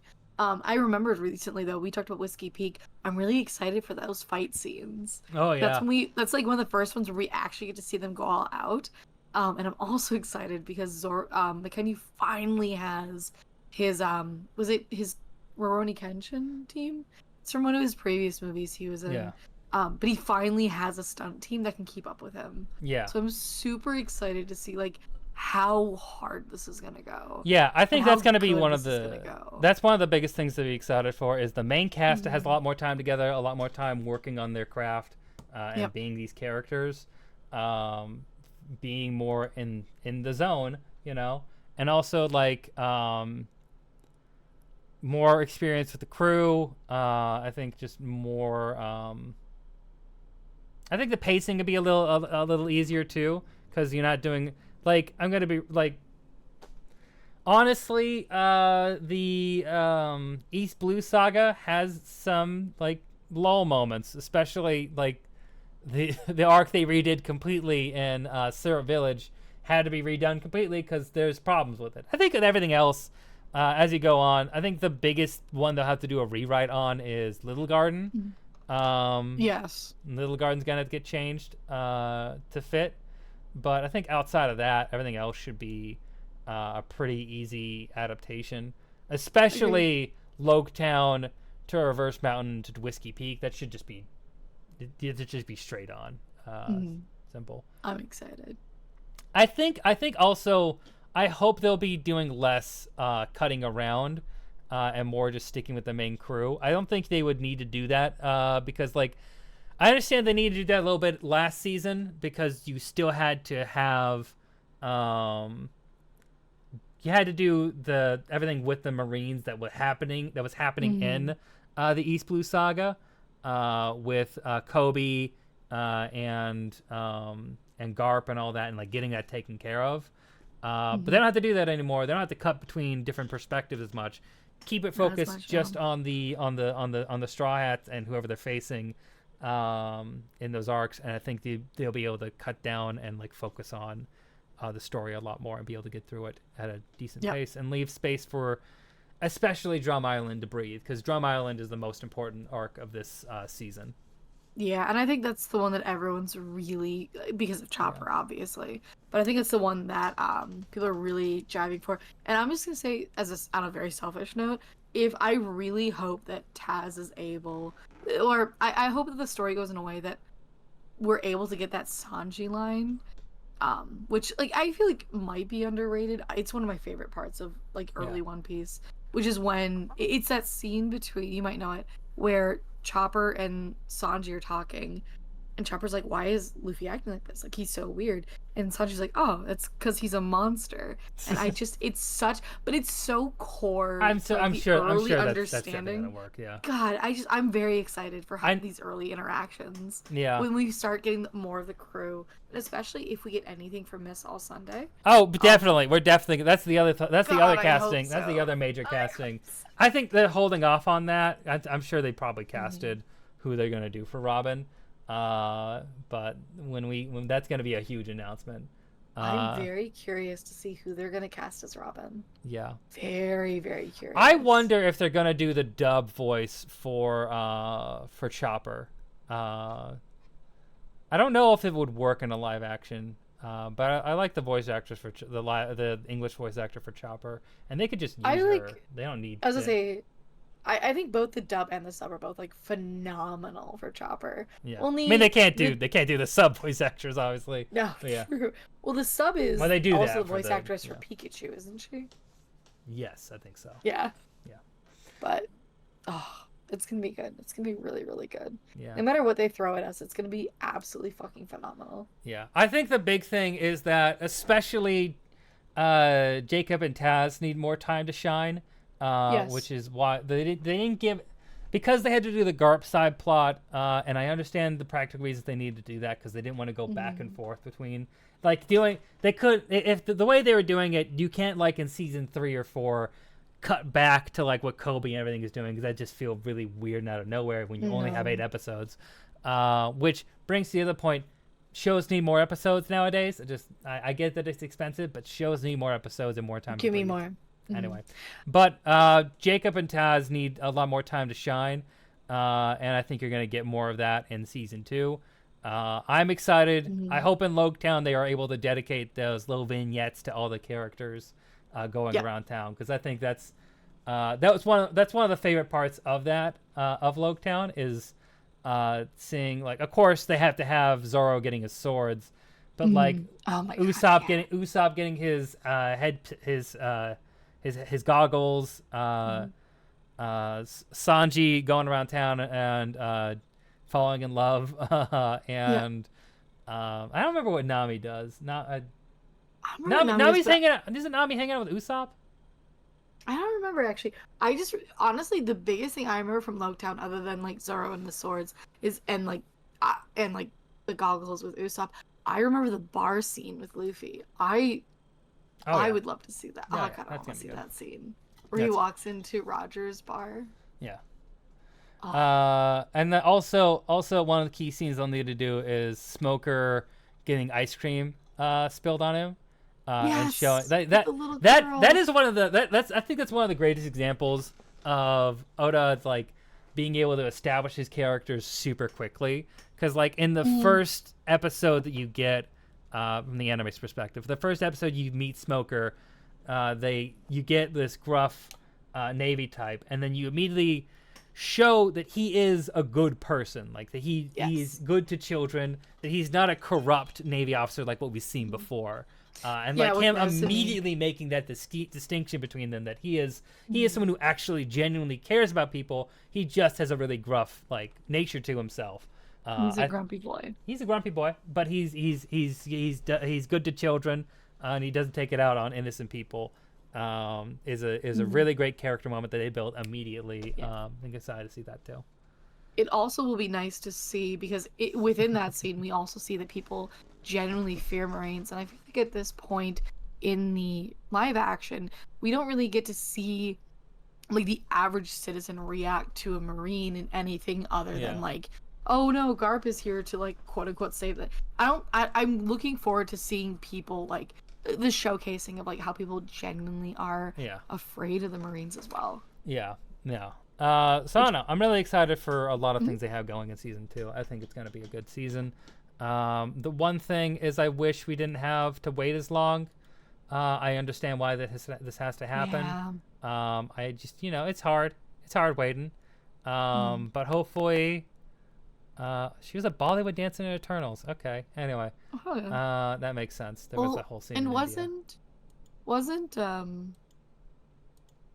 the writer's strike was part of why season 2 took so long too, as well, right? That's a part of it. But like, this is the thing that's been happening with any show, is they take 2 years to get a new season, and then it's only 8 episodes, and Demon Slayer should have prepared us.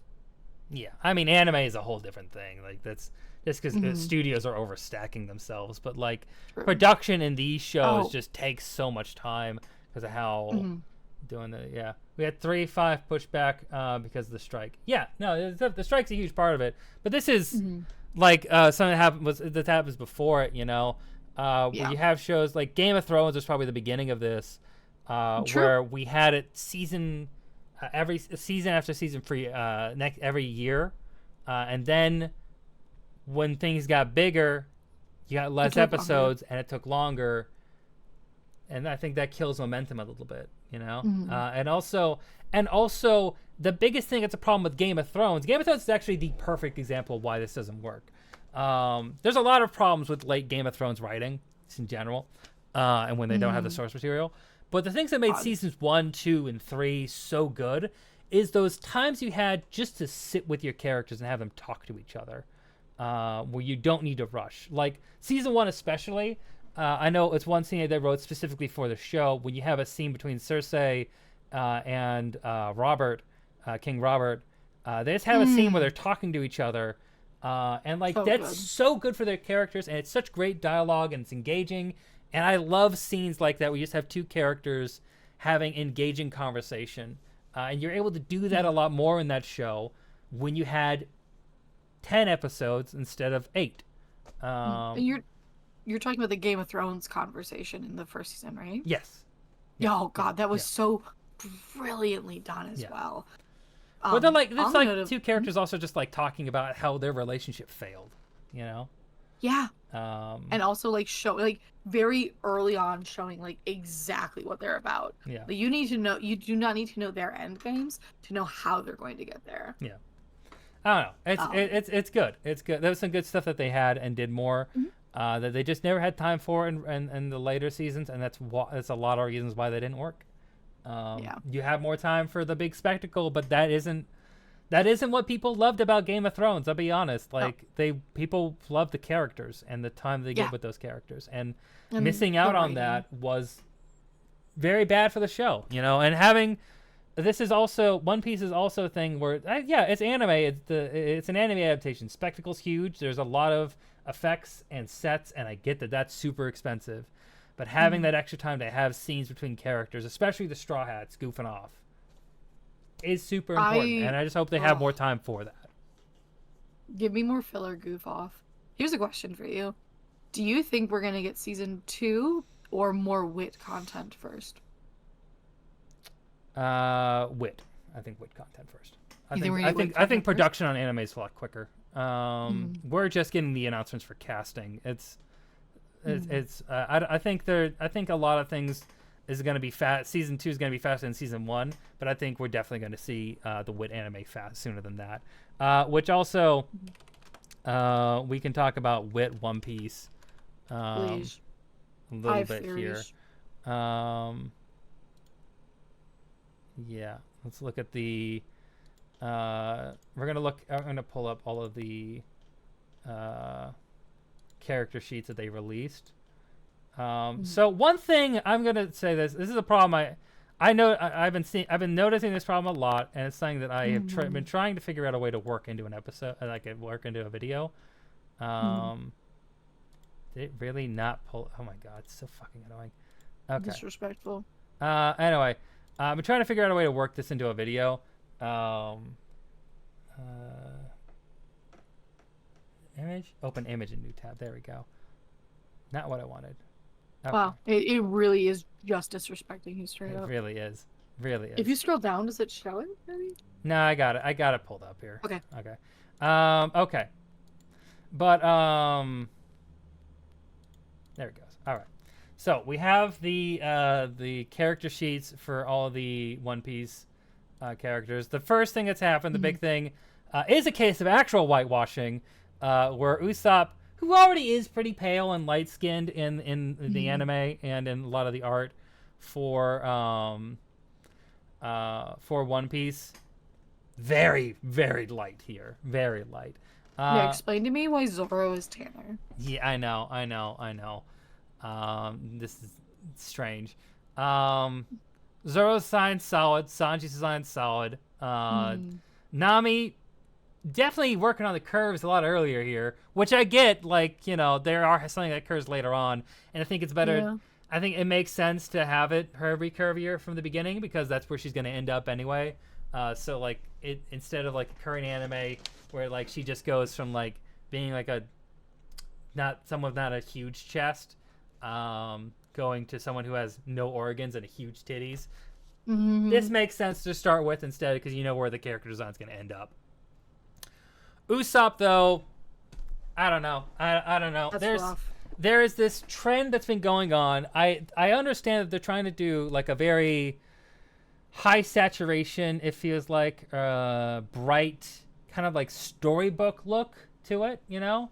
The new Spice and Wolf does something similar.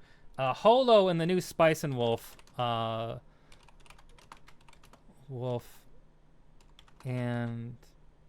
yeah, I'll just do anime 2024. Yeah, here you go. Holo and the new Spice and Wolf is very, very bright, like colored very brightly. And she is colored very brightly in contrast to, I think, characters like Kraft or other characters, which I think sets, which I think there's character reasons why this is done. I get this, because she's a god, and she is different than anybody else, so it's eye-catching. It makes sense. I don't have as many problems with this, but it is a kind of design choice that been happening more and more recently, where you have characters be a lot lighter, a lot brighter. Their skin kind of glows a little bit, and this exact same thing is happening with Usopp. Like with all the characters, you know, because Luffy's pretty pale here too.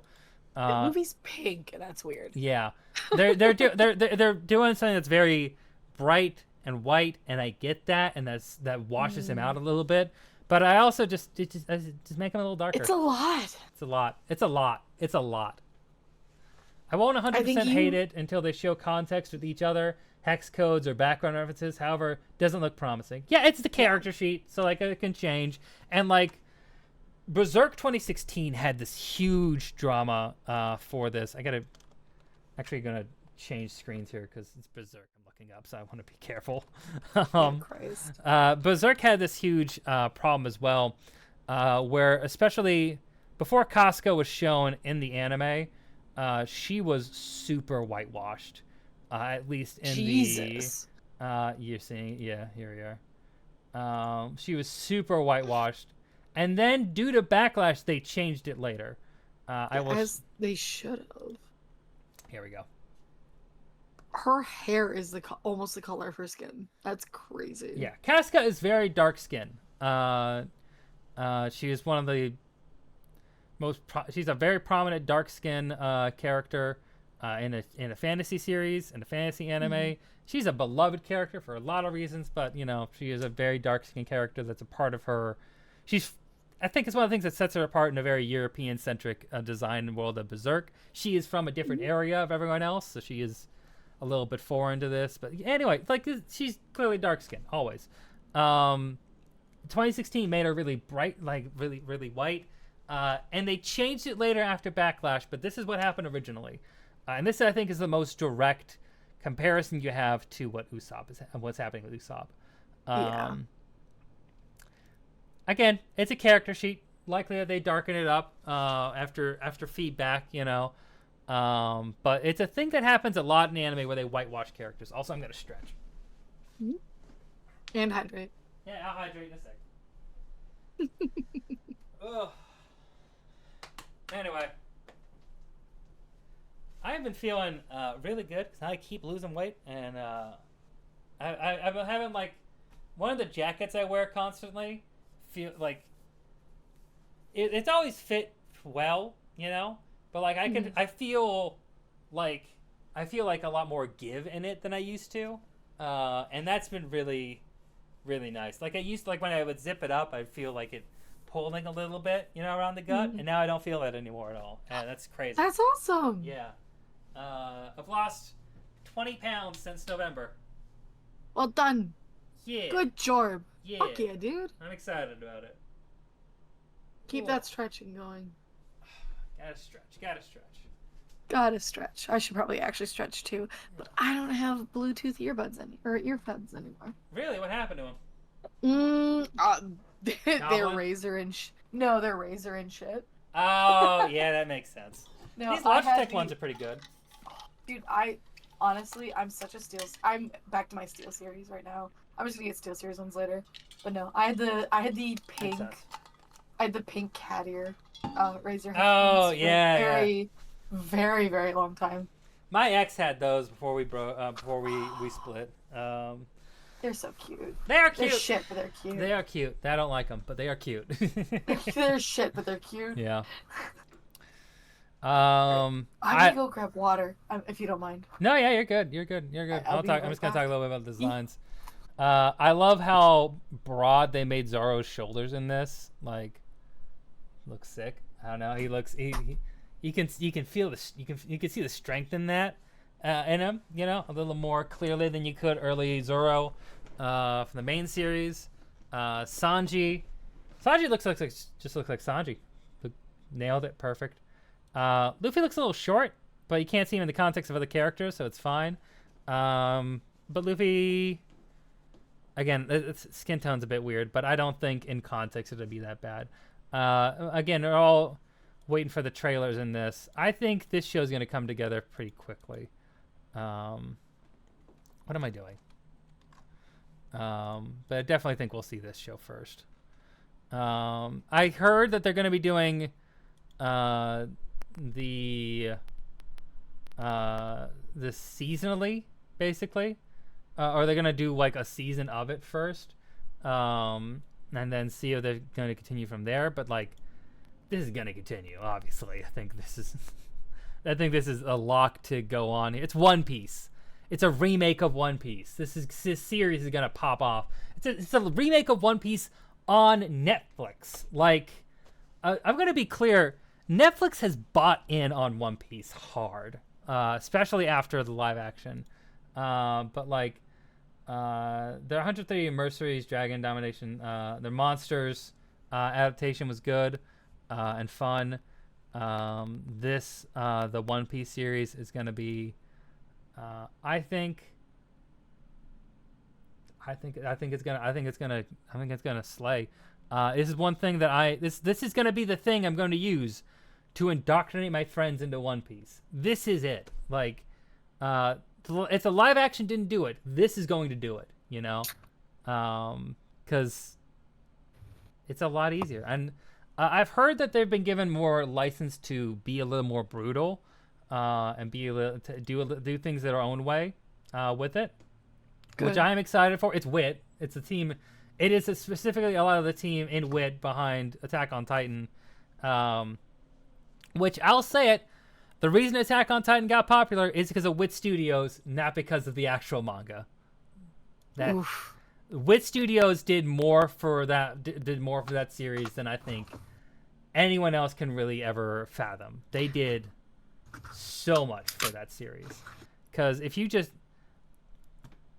look at the manga's pretty rough looking, you know? It's not good. I don't know. We've talked about the art style. It's not great. Yeah. I think in the list of successful things of indoctrination into One Piece, I'm curious at how it ranks between One Piece Red and the live action. I mean, Red's fun, but like I think Red puts you too far into the series and it's a movie. Also, hi Nia. Mm-hmm. And live action, I love live action. I think live action would be great for indoctrination for normies. But if I think if you have people who are more open to anime, but they haven't watched One Piece, this is going to be the thing to use. Because, yeah. Oh my God, cheap viewers on Ursula.online/HTBN. It's crazy. Wow. Goodbye. Banned. Get banned. It was like, wow, ban this man. Ban. Anyway, I don't know. I'm really excited for the adaptation, for the remake. I think it's going to be good. I think it's going to be a great way for modern anime fans who have been skeptical and scared of One Piece, especially the pacing of the pacing of in general. Like Syrup Village, like I want to be like the early pacing of One Piece is not that bad for One Piece, you know, but it's still like when you compare it to other anime, really rough, you know. So I think being able to do all of this, being able to like, I think if they can cut around things like Sir Village, and do it their own way, or do it at their own pace, they can clear it really fast.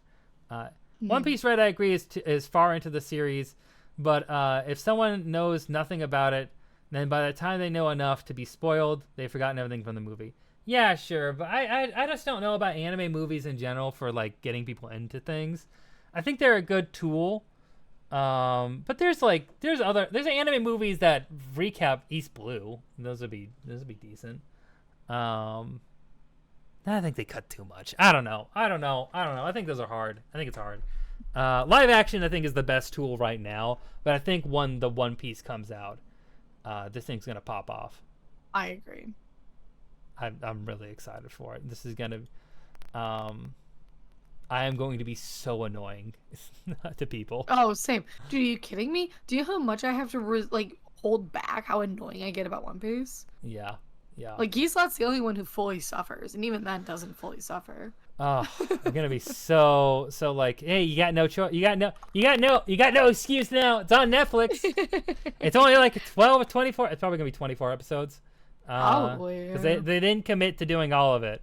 I think they could probably get what they need done in 12, but I'm gonna say they do 24.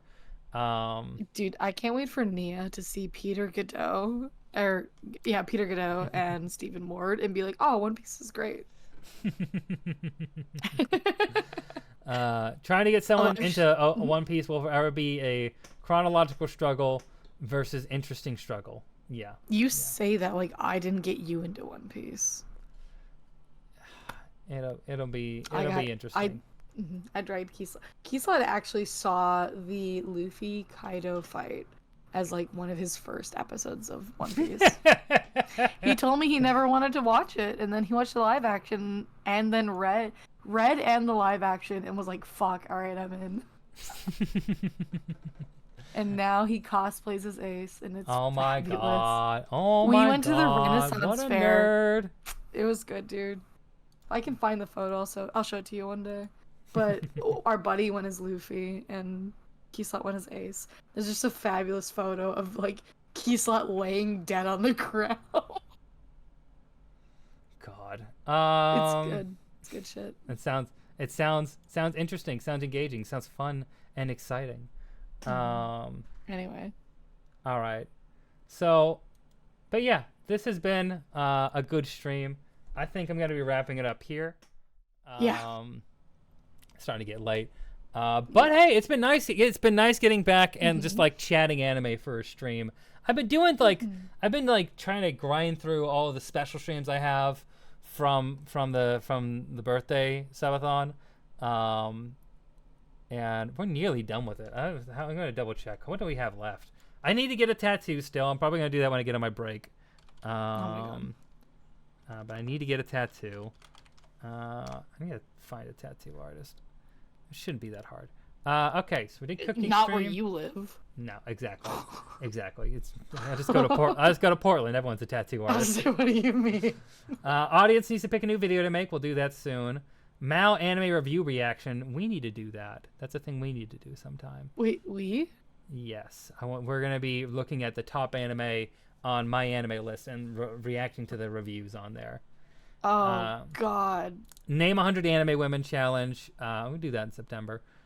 Dramatic fanfic reading. That's the other one I wanted you on. We can combine my anime list and dramatic fanfiction reading into one stream. Please, can we? I'm gonna write fanfiction for us to read. It's gonna be great. I want to get Gobi on to do ASMR Pokemon Smasher Pass because that's the one we have to do.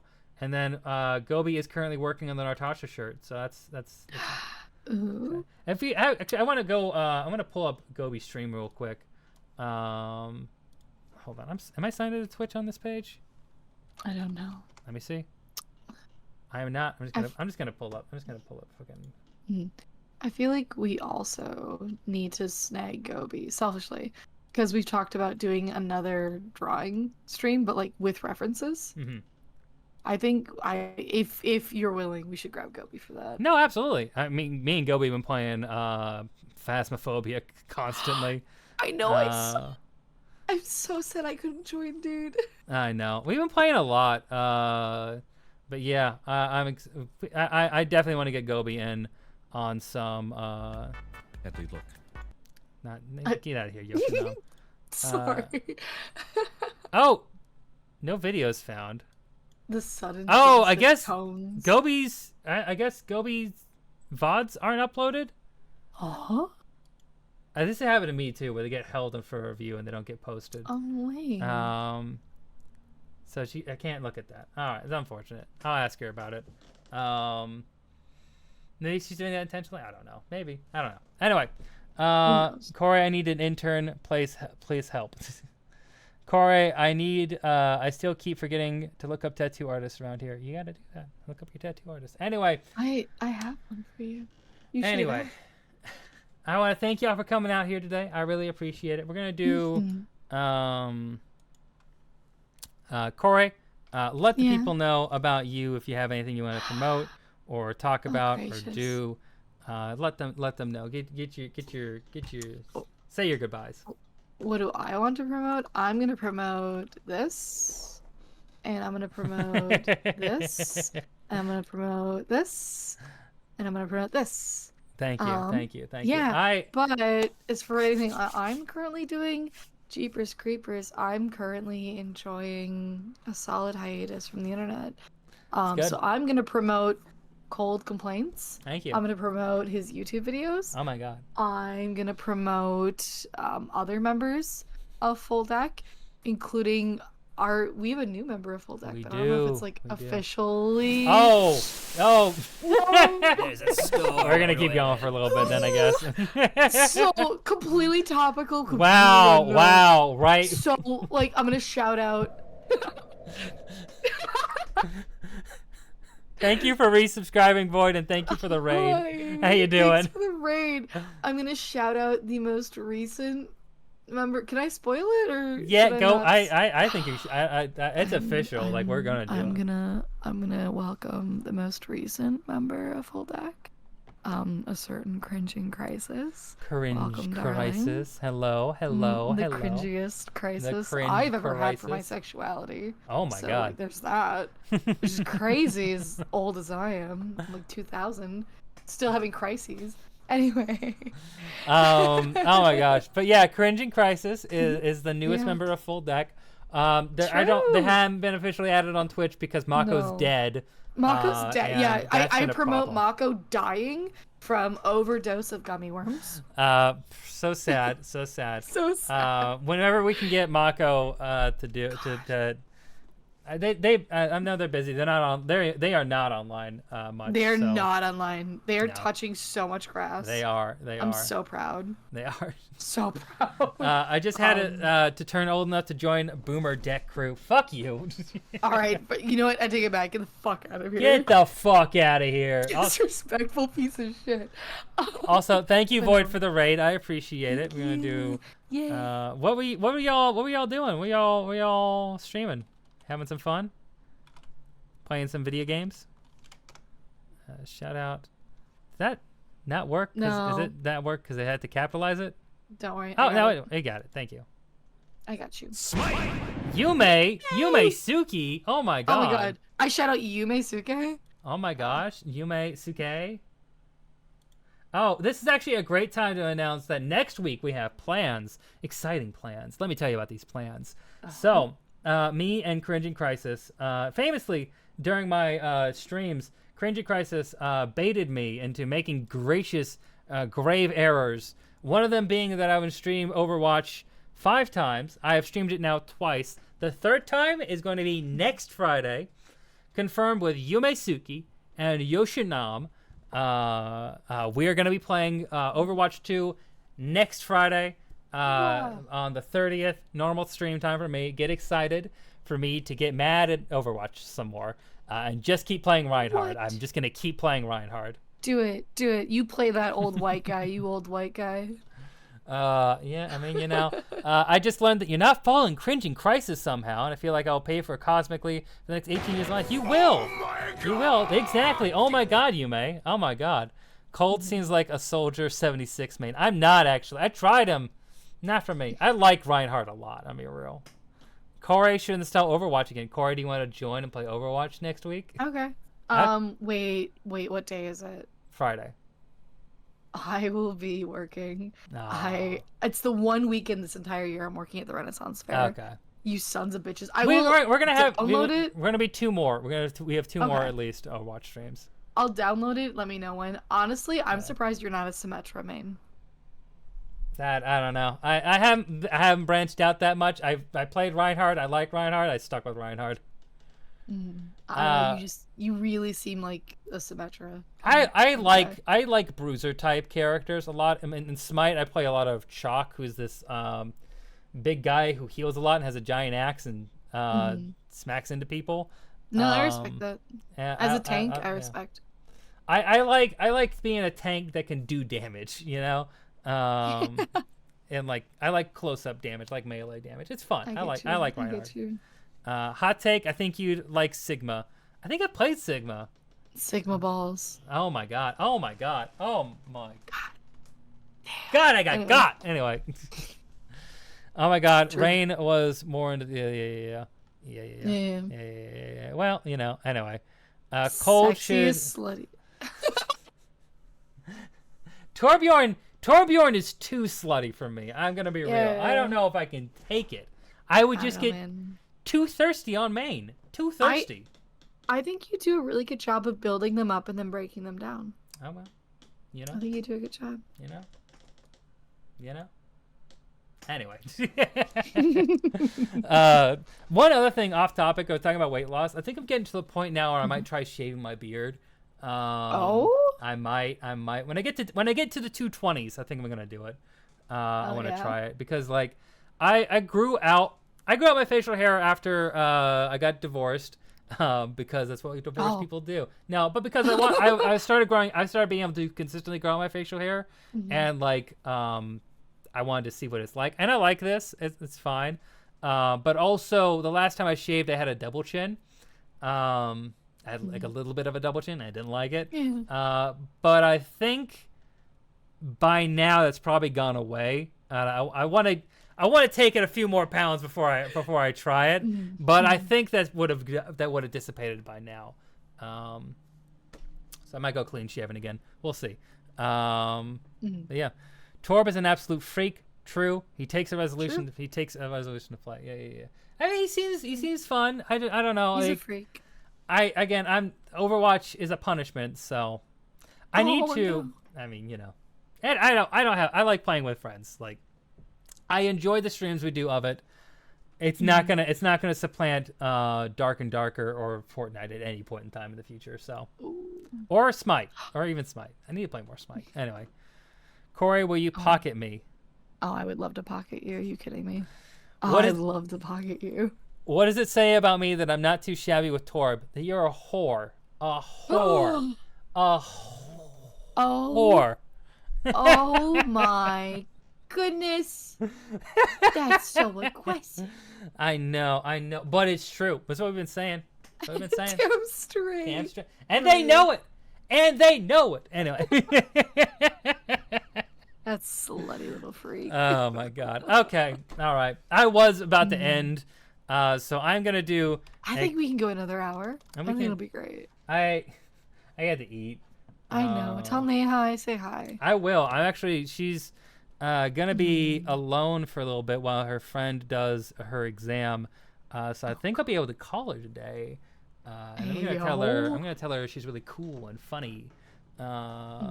Is that what they like to hear? Shit, I gotta write that down. She does like to hear that she's funny. Hey, Crisis, you're like super cool and funny. Oh my gosh. Ladies love being told that they're funny. Especially when they are. It's true, yeah. Yeah. God, don't bring up my trauma hole. I swear Packing so much meat. Oh my gosh. Corey remembers the combos in Minecraft. What the fuck? Yeah, that's when you were abusing my trauma hole. Like, what the fuck? Corey, when we kissing on main? Oh my god, there's so much tension going on here. I mean, like, I'm free whenever you're free. All right. We're gonna raid. He's gonna kick me out. We're gonna raid Yosh. He's playing Paper Mario, I believe. Yeah, he's playing Paper Mario. So we're gonna raid the Goobus. Do you know the things? You know the things. We have this wrong button. What does that button do? That's right. It doesn't do anything. Okay. Nothing. It broke. Anyway, we have the socials. We have the Discord. We have the new videos. And we have the raid message, cold raid. Cold raid. So especially if you're subscribed, be sure to cold raid in to the Yoshinamer stream. Very excited for that here. How much do you request an AMV, and can I get a birthday discount? honestly, I definitely want to do that again. Crisis, you're banned. Anyway, I definitely want to do that again. We'll talk about it for the next subathon. Let's do an AMV. I think when I get more merch out here, because I'm working on merch with both Izzy and Gobi, when that comes out, maybe we do a little discount on merch and we see how things go. Anyway, the AMV I'm really excited how the AMV turned out. Anyway, I hope y'all have a great day, great night, or whatever it is you're having, and stay fat. Be back here next Friday for fucking Overwatch and me suffering, and I hope y'all have fun. Bye now. Goodbye. Goodbye now. Bye-bye. Goodbye.